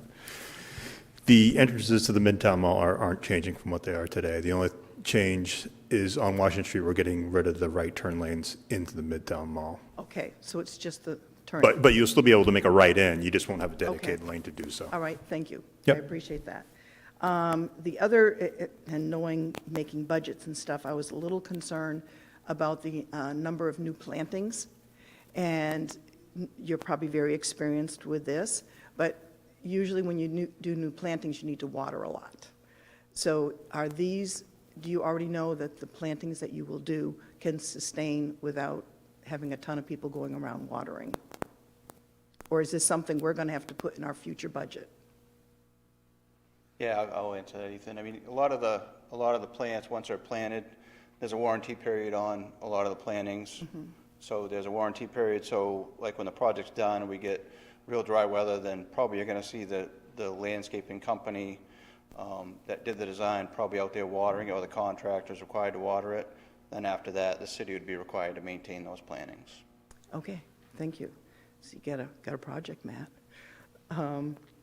Also on William Oscar Emery Drive, down by Number 1 Pond, we do a lot of events down there, and we were thinking about in the future being able to have food trucks down there. Is there going to be electrical outlets enough to provide for those food trucks? Is that, okay. I guess we won't get that close. Yes, so the plan is, we met with Matt, we met with the city's electrician as well as Ethan and their group, just in that area especially. We're looking to add, I don't remember the exact number, Matt, but we had electric vehicle charging stations that would also have outlets, which would be able to help, instead of having the food trucks need to run off generators, they could plug directly into these things. Some will still be required because as far as spacing requirements for the large food trucks, obviously there will be some that need to use generators. But the intent is to have a lot of them just running off the outlets. So there will be additional infrastructure beyond just the charging stations that are set up in those green areas that I was trying to show, kind of on the corners where the roundabout is now, but existing pavement is now, but we're going to turn it into kind of a grass area. We have plans to put conduit under the roadway now to allow us to run future electrical if we find that we have a need later on to add additional outlets or such with that. In addition to that, food trucks is a great option for those areas. We've talked with Matt about potentially changing in along Gowan, potentially softening some of the curb instead of having vertical curb, going more of a type 5, so a sloped. That way the trucks can mount. They have specific areas where they can mount and get up onto those areas, knowing that the city would probably prefer them out there at some point. So there's been a lot of thought put into that kind of moving forward. We've worked with Matt quite a bit on that. Matt, feel free to add. Matt Hill, Director of Public Works. It was also on my notes here to mention that there were additional electric charging station / outlet opportunities at the Midtown Marketplace closest to the corner of St. Ignatius. And there was also going to be one potentially at Central Park on School Street to supplement. Though I think the idea was at the Midtown Marketplace was to supplement for a food truck for, say, like our great car show, and then for other, say, food truck opportunities with Central Park and festivities down there. Thank you. I appreciate that. My last question is, the sidewalks are going up to June Street and not beyond by the hospital and stuff. We have a lot of people who do walk that area. Is there a reason the sidewalks stopped at that point And would that be something that the city itself would then have to do something later on? So, Yeah, I'll kind of rely on Matt to take this, because right now there's a segment that goes just beyond June Street a little bit. That's going Right. to get removed, because it goes to nowhere. But I'll let, it goes, the deputy mayor lives there. what I mean, I'll take that back. Scratch that from anything. What I mean by that, it goes to nowhere, meaning if you have a blind person out there walking, it's more of it goes to a dead end. So from an ADA standpoint, it's not allowed, is why it's probably being removed at that point, but I'll let Matt talk about the other question. Yeah, I guess from my perception, I think it ties into the sidewalk complex within the hospital. There's good connectivity there, but there's no existing sidewalk connectivity, rather it's on June Street or Outer Cottage Street that we're looking to tie into. So whatever we did take out there eventually would be there would be some kind of termination there, and where do we take that? So instead, I think the choice to wrap it into the Goodall Hospital sidewalk complex was probably a good one at the time. All right, thank you very much. You? First of all, you shouldn't feel too guilty about that. That was added by Mr. Pelletier because he got irritated that we ran across his lawn to St. Thomas when we went to school there. So Maura Hurley, sure, Maura, Maura, Herlihy, his last name. You're welcome. I have property both on Main Street and Cottage Street on Janess Lane. So as far as that sidewalk goes, I think the main concern I have is when people are approaching June Street, the sidewalk almost prevents them from doing a duck and dive around a car that is pausing to turn onto June Street. So I don't know if there's a way to safely protect any pedestrian who might be walking along the edge there from that happening. Because there are a fair amount of pedestrians, you should know, that come from the emergency room. You'd be surprised how many don't use the internal mechanisms within the hospital. So I think you should be very aware that you do have walkers, and on both sides, okay? The other question I had for you on the Cottage Street issue, so you said you were going to bituminous curbing at basically North Avenue. Am I correct that that's asphalt?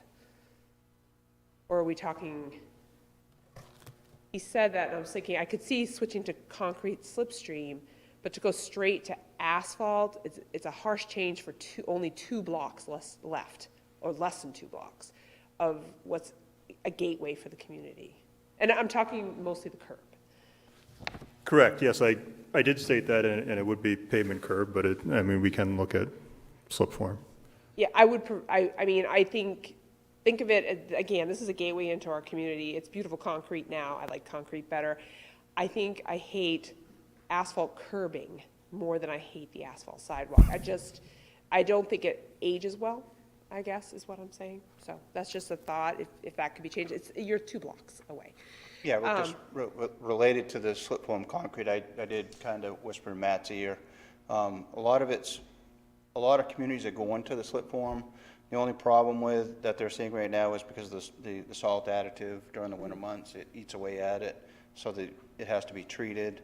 But that's one of the things that we're going to dive into as one of those final design elements, is some of that could end up being slip form. Yeah, because it would be nice if it was in that section. It's such a short distance. Okay. Switching, I'm going to look a little more detail on the section next to my mother's house on Cottage Street before I have any other questions on that. The other thing I noticed, this was for going around William Oscar Emery, where you have the island just past the Armory, there is a trail that goes over to the high school. I think you almost need a cut through, so if someone's on a bicycle and they're cutting across, because I don't know how they do it to get around to it. Do you see what to get around to that side as a bike? Because I go that way all the time. Yep. You're talking about coming down from the school, basically on Spartan, coming down across, and then you drop on, and I'm actually thinking of going onto it. Going onto it, okay. Like almost if there was a little cut through. Yeah, we can take a look. Right now, we were doing, we had that 10-foot connection, but it does make a couple of hard 90s for on a bike would be a bit tough. So it's an area we can take a look Yeah, at. because I think there's a sidewalk on the other side too. There right? is, yep. Yeah, so a walker can go across and then use the other sidewalk. A biker is kind of on that side, and it's a long greenway. And I was thinking it might be easily fixable. So that Yeah, they we cut can through. definitely take a look. So, the other two questions I have, I'm going to look at Main Street. I am on Main Street as well at 883 Main Street, but I want to look at the detail a little bit more on that before I have any comments. So I have two questions from a fellow city councilor who owns property on William Oscar Emery. She comes down from Lincoln, and she also is a downtown business owner. So she wanted to confirm that we're losing parking on Riverside from winter to where, and then all the way to summer, I guess, is what she's thinking, and she's worried about the impacts to the multifamilies and winter use of the pond, I guess. And I think the parking picks up just after Lincoln Street. It picks up on one side at least. Yeah, so the parking comes back, depending on which side we're talking about. On the pond side, it comes back as soon as we get through the residential. There's that one last house. Yep. Once you get past that, the parking picks right back up and we start parking. The left side, I believe it's in between Lincoln and Summer that it starts back up. But we can take another look at that. I'm not 100% sure. I don't have the plans right in front of me.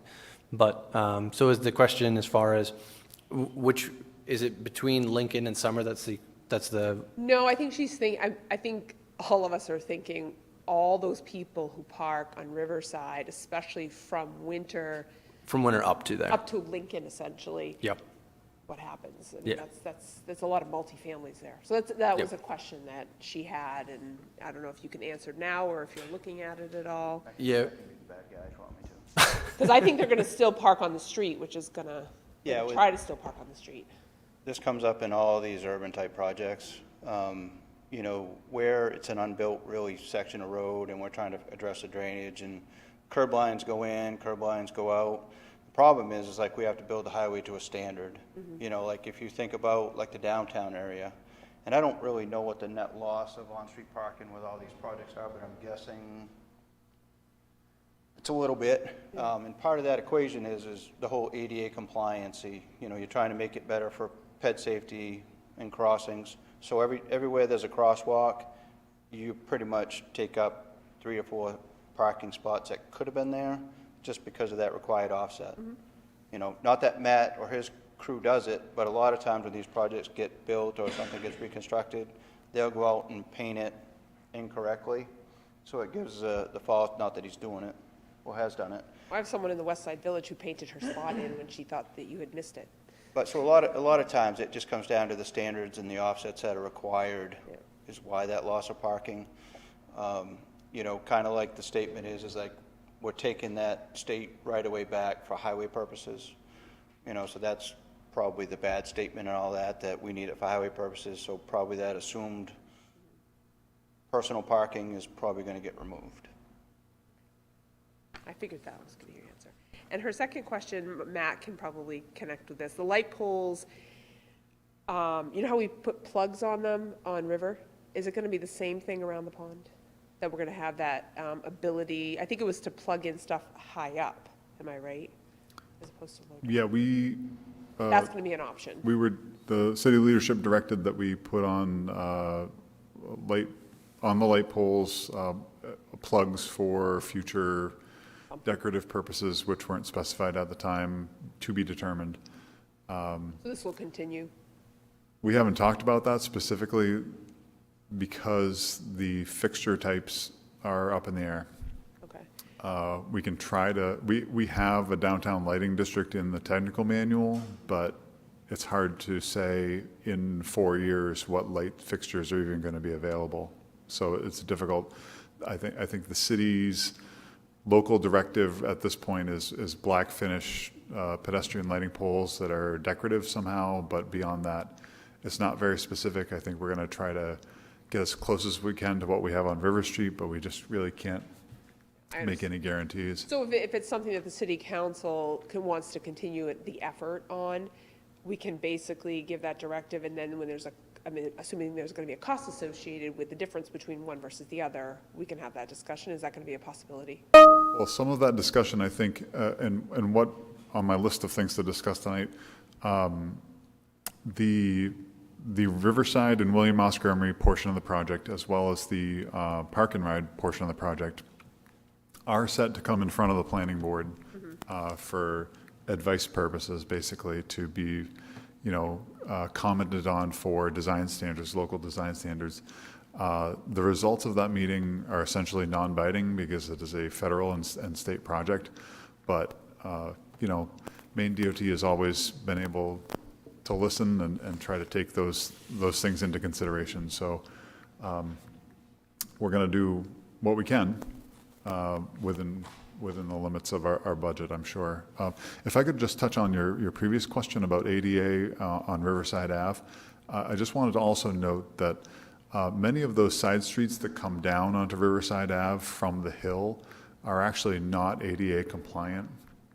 So it's outside the limits of this project, but the city is looking independently of this project, is looking at effectively ending those sidewalks at the top of the hill because there's no way to get those people from the top of the hill to the bottom. How do you slide down in the winter? Right. Yeah. So there's the existing conditions there. There's crumbling steps. There's very, improvised conditions there that I think we're in the next year or so we're going to be looking at just making a formal. This is where the sidewalk ends, and post a courteous sign, and that's going to be it. I think I was more thinking about the parking. We're losing a fair amount of on-street parking near the multifamilies. I think that's what she was concerned about. Anyway, okay, those are my questions. Thank you, gentlemen. Yeah, just one of you, on your sidewalk lighting question, are you asking for, like GFI outlets on each light pole for? A lighted Christmas wreath up at the top. Do you know how some towns you go through and they have like decorative items for the holidays and stuff like that? I think that's what we were thinking, or if you needed to hook some power up because you're having an event and it's so much easier not to run cords around. You can just get to the top and run an extension down. Yeah, those are doable. The only thing that is how do you protect it when it's there? You probably have to put a padlock on each one of them so everybody just doesn't arbitrarily. Well, that's why I'm wondering how high up you can put it. Oh, I know. I'm a property owner, and this year I padlocked everything. It's pretty bad. So, thank you for your comments. Okay, thank you. I think Matt, the ones on River Street, those are like 10 feet up, is that right, the outlets? We put them up high enough that it wasn't able to be reached unless somebody had a ladder. Correct. Hi, I'm Anne Marie Mastracchio. I represent District 142 in the main house. This project is in my district, so I've had a few questions from some people. And I just need some clarification on the sidewalks on Cottage Street from River up to June. Are they still going to be on both sides, or is this project going to make it so that there's only on one side? No, the sidewalks will be on both sides of the street from River to June. Yeah, I'm sorry, I didn't hear the beginning. They will be on both sides. They will be. Yep. So, and when you talked about the retaining wall, there will still be, whatever the wall is, wherever it is, there will be a sidewalk by that wall. Correct. Yes. Some existing walls that are in bad shape that need to be removed will just be removed and nothing put back, and we'll change some of the sloping Okay. and remove the need for the wall. In other locations, we'll be replacing them with a granite wall structure. And when you come back with the final plans, that will be anyone would be able to look at that and understand what was going to happen along that whole property, correct? You could actually look at them tonight and see that. So I guess if your constituents, they can certainly reach out to us, and we can certainly share an individual shot of their particular parcel. That's been the main concern that I've heard from a few people that are on that street, is that it's a busy street. I know you're going to try to slow it down, but it's still going to be a busy street. I don't think that's going to change, unless we Yeah. kept a traffic officer there all the time. Yeah, well, in that section also it's a historic district, so we're pretty limited to what we can do beyond what's there, which made our life a little bit harder. But I think, like Ethan said, we're going to use the backer concrete, which is going to be up 18 inches. So a lot of those concrete walls that are, kind of breaking up and don't look so good, they're going to look really good in the end. And that granite curb is going to be right on the back side of that sidewalk. And it's 5-foot sidewalks, correct, all the way up and down? Correct. So will there be a dedicated person, a point of contact? Because what I don't want to see happen is for things that the town isn't going to be deciding, that I don't send people. I mean, I guess I need to know who to send people to that can give them the answers that they need, or when they have an issue. It just makes it easier, and I don't know if you put that up on on the city webpage and that we try to really get it out there, but I just think that that would make it a lot easier for people who are not, a lot of these individuals will not be online. They're going to want to talk on the phone. Yep, my contact information's on the agenda that was provided tonight. I have business cards back there. And all the information that we're going over tonight, which I think we've already shared most of it with the city, is up on the website. So we're going to make sure whatever we have for information tonight gets also forwarded to the city to share. Okay, I just have two more questions. One is about the park and ride over by St. George. And I guess, is it a city issue whether or not St. George would still be able to use that parking lot? I mean, it'll be accessible when it's not in use for commuters, so I'm assuming that you know that it'll still be probably used on Sundays by St. George. I mean, that's just my assumption, and I know they're concerned about that. Is that an issue? As a city-controlled parking lot, it would fall under the same jurisdiction of the city manager and council Okay, as so other then they city would parking want lots. to go and speak to the city manager and make sure that that agreement is still, because I know they used to use the Emerson Street, they used to take care and make sure that it was plowed and that they could use it for when it was a school. If the primary use of the parking lot is for a park and ride, then I would anticipate there would be a low demand on Sundays Right. such that others could use it. That's my assumption, too. And when you talk about closing roads, like Main Street, what kind of time frame are you talking about? I'm familiar with the project in Hollowell and a project in Searsport. And I'm just asking because we have a lot of businesses. We have a downtown group that's really been trying to build up that area. And I'm just curious what that's really going to mean, because it's a few years down the road, but I think it's important to prep people for that so that it isn't going to be like we didn't know anything about it. And I get that it's going to be a pain in the neck anyway, but. Yeah, luckily I have both those, had Hollowell and I have Searsport that's going now. And I think one of the things that we do in the contract documentation, we require that contractor to provide 2-week updates, bi-weekly updates that we post on the website, which tells people for that 2 weeks, weather dependent obviously, where the contractor's going to be working, if there's going to be any closures. And we'll have a lot of that when we come back in the spring of '25, summer of '25 with those details. But I think over the course of time, we've learned a lot on how to communicate. And if you've seen both projects. I have. And I think Hollowell, and I think it would be a good idea if some of you council individuals maybe talk to these towns and ask them, what do you think is going to happen here? Can you tell us, was it good? Was it painless? It's not going to be painless. We're digging up the road, and like I said earlier, with the coordination with all the utilities, public works, we are trying to dive into whatever might be out there so we don't have any surprises. Guess what? You're still going to have surprises. We did on both those projects. They're archaic in nature. We got a lot of old infrastructure that was there that got terminated that might not be documented. So we're going to have surprises. So part of that with the closures, there probably will be closures, but it's hard to say right now what those are going to be. But I think we have communication tools out there to make sure we convey what's going on once we get started. What I remember about those projects, having been very familiar, I was there when it was being done in Hollowell, and I spend time up in Searsport in the summer, that it can be more helpful as you get closer to have multiple public meetings with those individuals to talk about it, because it was very detrimental to some of those businesses along that route. And those were high traffic areas, I get that, and we're high traffic in the summer. And we're doing a lot of work here to try to get people to our downtown, and I just think that the more that we know about what it's like, and I think your suggestion is really good, that they can contact people and say, now that it's done, you look at it and it's great, but it was pretty miserable while it was happening. Yeah, and part of what we've also been doing, is once a contract's awarded to the contractor, before they start, they have their own public meeting to convey their schedule. You know, we're going to provide a schedule that what we're looking for, but the contractor's going to be responsible for this project once that contract's awarded to them. So they might have a different philosophy. Right. So we make sure we have that open house with the contractor up here talking to the public to exactly what their intentions are.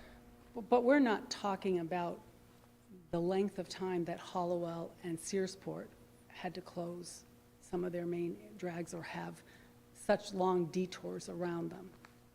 Correct. Searsport was like 7.5 miles, and Hollowell, obviously, we routed traffic up on Second Street, so we had one way on Water Street.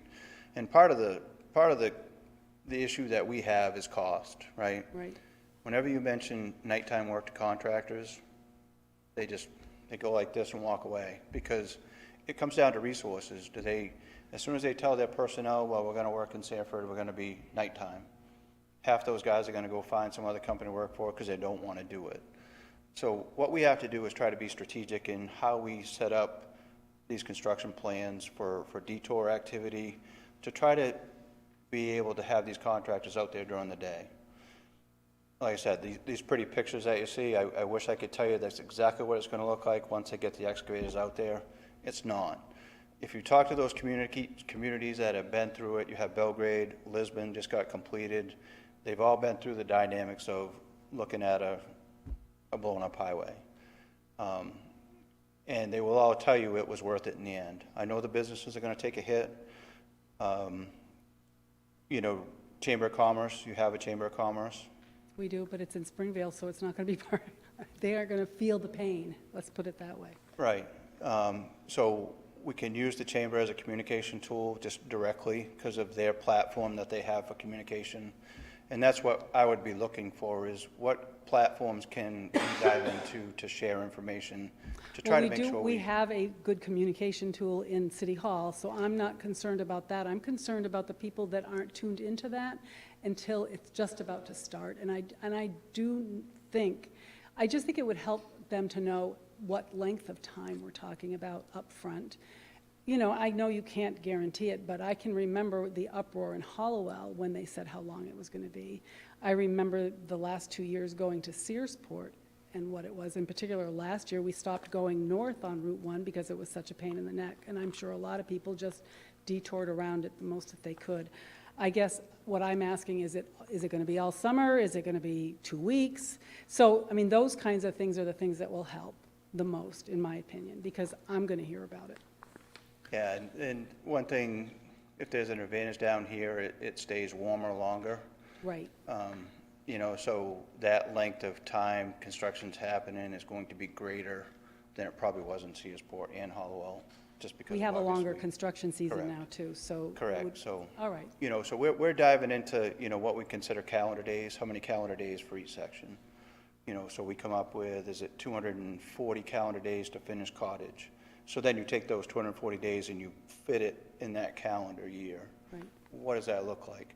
But then if there's an advance for these contractors to extend and they get Cottage done and then the weather's great, maybe they could go do something on the downtown section that's not going to be impactful to the traveling public or the businesses, but they could be working maybe to get ahead a little bit. So there's a bunch of things that we're going to bring back when we get here. You know, I appreciate that we know this has got to be done, and I'm really happy that it's happening and that we don't have to pay for all of it. So I just want to tell you that I think what happened in Hollowell and Searsport, they're beautiful now. And I think you're right, you can forget real quickly how miserable it was once it's done. And I think that will happen here, but I'm prepared to hear a lot of complaints. But that's the So way am it is. I know, right? Thank you. Could I just clarify for a second? When we're talking about roadway closures that were just discussed, in the whole traffic taming process to this point, talking with city leadership and Maine DOT, I don't think we've discussed any closures. Locally, we will take local roads and say road closed, local traffic only, you know, get those people into their homes.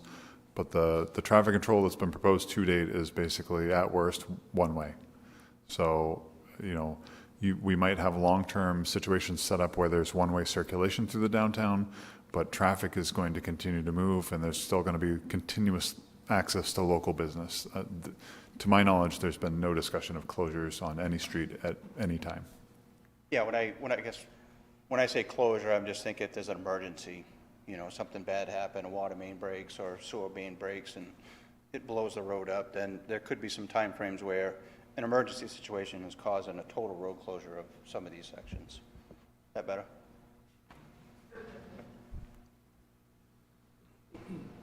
Good evening. Lee Burnett, Springville resident and member of Cycle Sanford. I had a couple of questions and concerns, primarily about connectivity, bike ped connectivity. But first, I want to thank you for the widening the bridge on Washington Street. But I had a question about how the railing is going to be replaced, because right now that railing is really, it's basically a concrete wall that blocks visibility to the waterfall. And it would be really nice if, when that gets replaced, it's replaced with something more that doesn't block visibility, so you can actually see the waterfall. People can drive right by there and not even realize there's a waterfall there, and that's a pretty nice scenic spot if we can get rid of that concrete wall there. Yeah, that's something that we can check in with our bridge maintenance folks, because that's who Ethan's been working with to get it widened out, because we have to do some structural modifications to that structure, but we can certainly ask a question to make that more of a beautification thing. Yeah, okay, good. Next thing, I wanted to underscore what Maura said about where the bike path from the YMCA comes down to Oscar Emery Drive. You've got 3 right-angle turns in quick succession, not good on a bicycle. And I know I heard you mention that you wanted to address it. How can you address that? Well, the first thing is we just got to look at what the movements are. I mean, we have a lot of stuff as far as like Strava data to see, you know, where are the bicycles going. You guys would know better than we would as far as you guys live here. You see it. So we can work with Matt and just see, you know, what are the options. We may have to change some of the crossing locations. The thing we don't want to have happen is have too many crossings in quick concession of each other, because then that whole area is just basically one big crosswalk, and that's actually worse, because then cars don't really know where the people are going to be. So we need to look at it. We're probably comfortable with like 2 crosswalks. We just got to figure out where exactly they need to be. A lot of that area is where the crosswalks go is all within the right-of-way, so it shouldn't affect our right-of-way process. So we have some flexibility to make some changes in that area. So I don't know exactly where they're going to be quite yet. We got to look into it. And then the last area is on Oscar Emery. There's a couple of mid-block crossings between the Armory and where the roundabout is now. Yep. It seems like they're badly placed in terms of connecting to the trails that are on the north side of Oscar Emery. It would be nice if you could line them up. So currently they're based off equal number of parking spaces before we get to a crossing. Just for symmetry purposes, we were trying not to have, 20 parking stalls and then a crossing, just so that people wouldn't, people will only walk so far to a crossing before they'll just cross the road anyway. So the intent was to try to have more of a staggered approach. We can certainly look at it. Are you talking about the two forks, basically the 2 gray pieces that go up into the wooded area? Yep. Yeah, you got a loop there, and then those connect into the trail system up there. Yep. We can take a look. You may be able to slide. Potentially, you may be able to slide those down. They look like they're kind of actually in the similar spacing, so you may be able to slide those mid-blocks down towards it. You may just have to deal with that one across from the Armory. Maybe we can move this so it aligns with the crossing. Instead of moving the crossing. Mm-hmm. Realign that. Yep. Something we can look at. I think it's all City of Sanford owned right up in there anyway, isn't it? I believe so. Thank you. I appreciate all the work you've done so far. Thank you.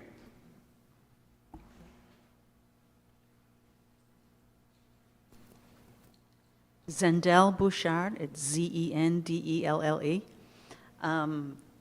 My concern is with the loss of parking area in front of the dog park. The Sanford Dog Park is used all day, every day, 365 days a year. Right now, although there are not marked parking spaces there, there's no sidewalk, there's plenty of room, so that's the safest place to park, and that's where people park. If you're putting in a sidewalk there and putting that median strip in, that means people are going to have to park further down the street. And my main concern is in the wintertime. The Public Works Department is chronically shorthanded. It's unrealistic to expect that those sidewalks are going to be cleared in the winter. That means people and dogs are going to be walking in the street. And now that you're making the roadway narrower, it's going to be a dangerous situation. I think the landscape median is nice, but it's not necessary. A safe parking area is necessary. Thank you. Thank you.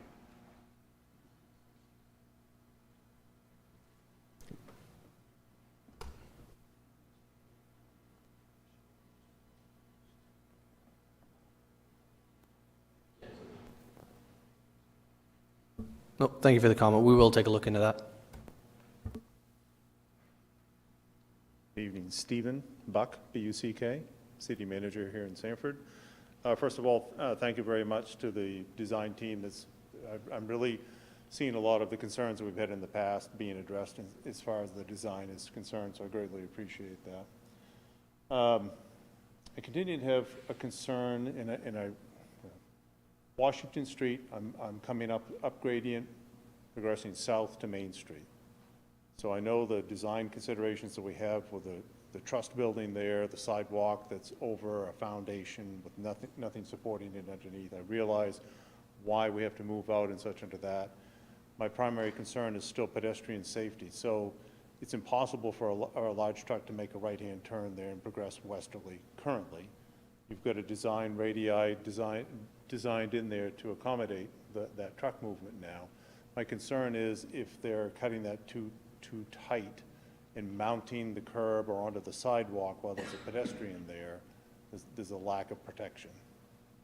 And I realize why you've had to move it there, but I still raise that concern that if there's anything that can be done with the property owner there that gets that pedestrian movement closer to the building, away from that right-hand turn for large trucks, is a safety concern that I have.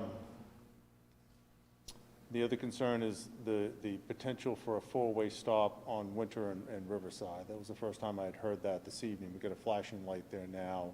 The stop movement is on Riverside. Very, very large concern with the amount of traffic on Winter Street, which is 202, the stacking capacity there coming from the light.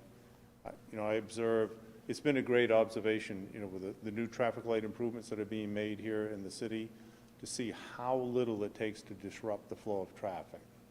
I mean, emphasis on little and seeing traffic lined up, from here to the roundabout because of a traffic light concern. And the last, something that just came on to me today. So I know we have a large number of electric vehicle charging options that are being designed into this project, so thank you very much for that.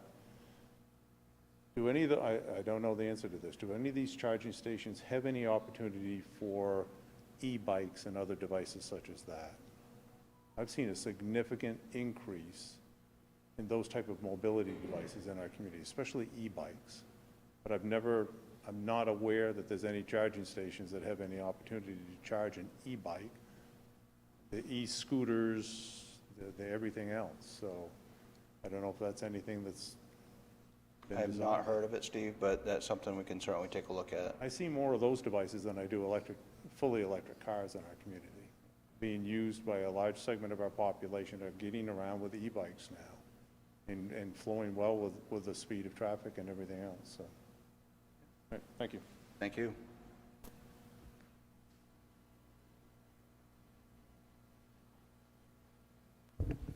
Good evening. Andre Brusso, Superintendent for the Sanford Sewage District. So part of this project, especially on Main Street, is separating sanitary sewer from the storm sewer. We didn't dive into it, but part of the project is installing new stormwater along Main Street so that we can divert the stormwater from our system into a new system. Part of that project, working with Matt Hill, is we're going to reach out to the private customers that have stormwater influence coming into our infrastructure currently. One is this building here today. So challenging because existing infrastructure is currently at its lowest point, so we have to get creative internally in these buildings to separate the stormwater influence. So I appreciate the design, working with the team to get this improvement within our system. And the focus on that is so that we are more efficient at the treatment plant, but also allow more capacity and more growth throughout the town. So welcome any comments or questions. I would just add to that you and I are crafting a letter that's been forwarded to Maine DOT to approach these property owners that have the combined sewer overflow and strongly encouraging them to separate because this is a once-in-a-lifetime opportunity, and once it is separated, there's going to be a moratorium out there that will prevent the pavement from being cut for the next 5 years. So that could be as late as 2030 to 2035. So it's a very long time. Yeah, and just to echo Andre's comments, it's like all these projects are the same. They're all fighting the sewer, stormwater separation. Like typically, if it's just like a roof drain that comes down that ties into the under drain system, we would require a connection permit from that property owner.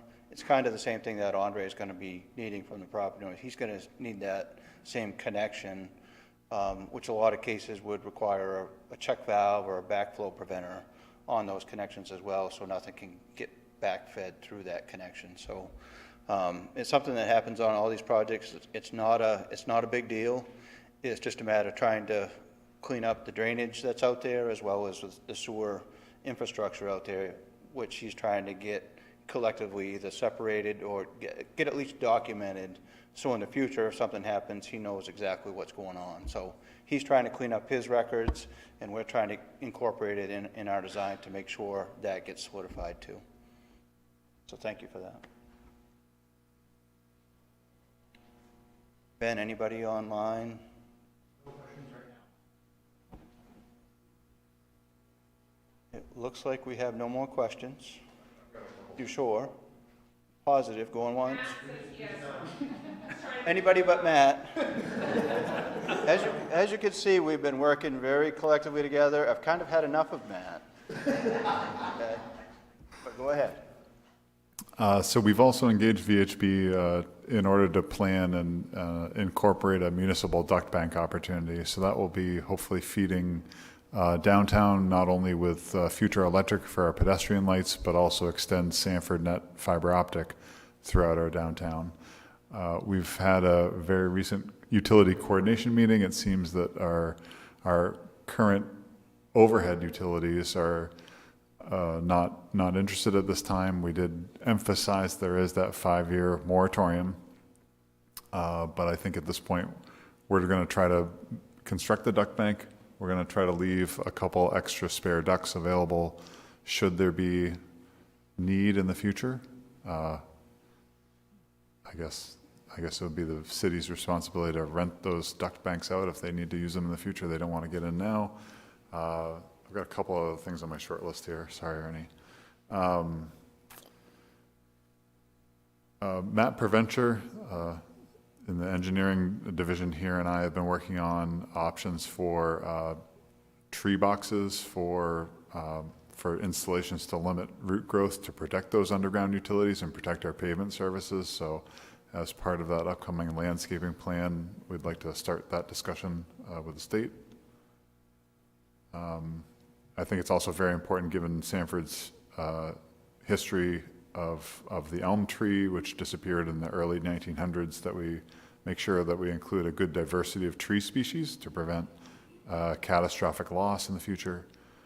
Let's see here.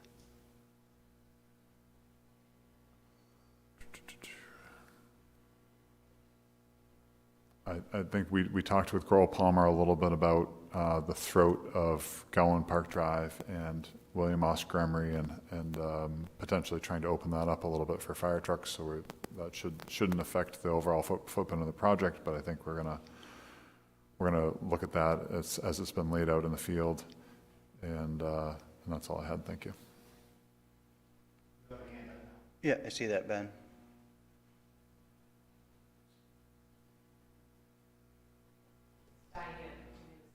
Diane.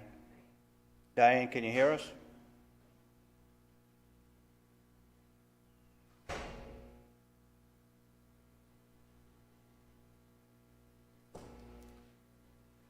Diane, you might have to hit *6 to unmute.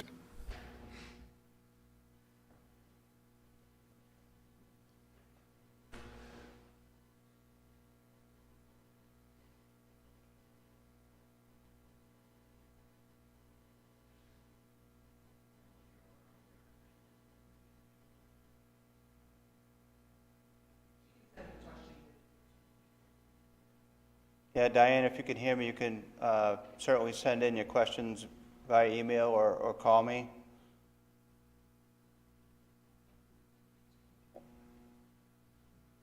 Thumb up. Okay, thank you. Lee Burnett again, Springvale. A couple of follow-up questions, starting with Matt's comment about tree boxes. Is that primarily to protect the utilities from the roots? Yes. Okay. Could you also look at some kind of a planting medium? I think there's sort of engineered mediums now so that the trees in a downtown area don't get root compaction.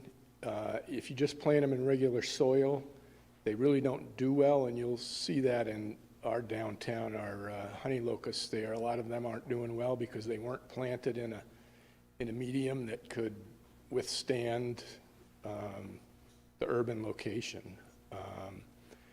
And then the other thing is, could we at the park and ride lease out some space for solar panels so that we can get some shade? I mean, we have a lot of very sun-baked parking lots, and it would be nice if there was some shade there. And I think planting trees there might be a challenge, but could we lease out some space for solar panels? With the federal dollars, we've been advised that any plan that basically turns it into a revenue generator potentially could jeopardize the federal funding, so we have to be very careful about that. It's a good conversation to have, but at this point I don't think could be incorporated into the project. So maybe afterwards? No comment. Yeah, related to your question about the soils, Gore Palmer has a CEDO landscape architects under contract to do their landscaping, and we have Kent Cooper, and I have sat around a table with Kent, and Kent knows exactly what to plant for soils. He's really good, and I'm sure CEDO follows the same guidelines. So I think we're pretty good there. But thank you for those comments.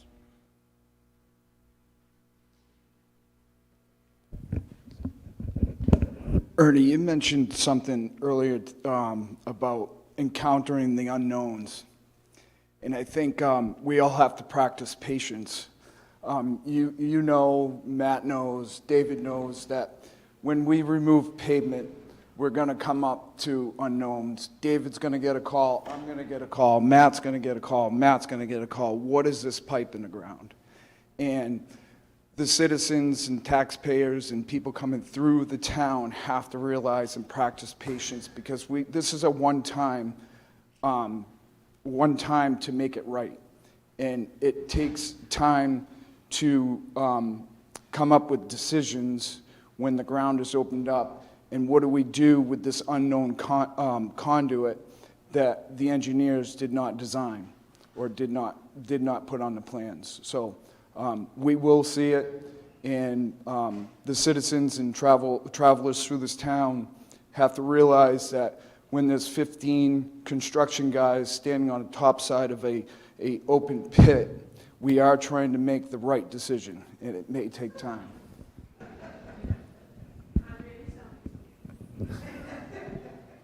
Yeah, I think that goes along with, you know, I think at this point, all we can do is, and me and Andre just talked about this briefly, you know, we have to be transparent in what we're doing out there.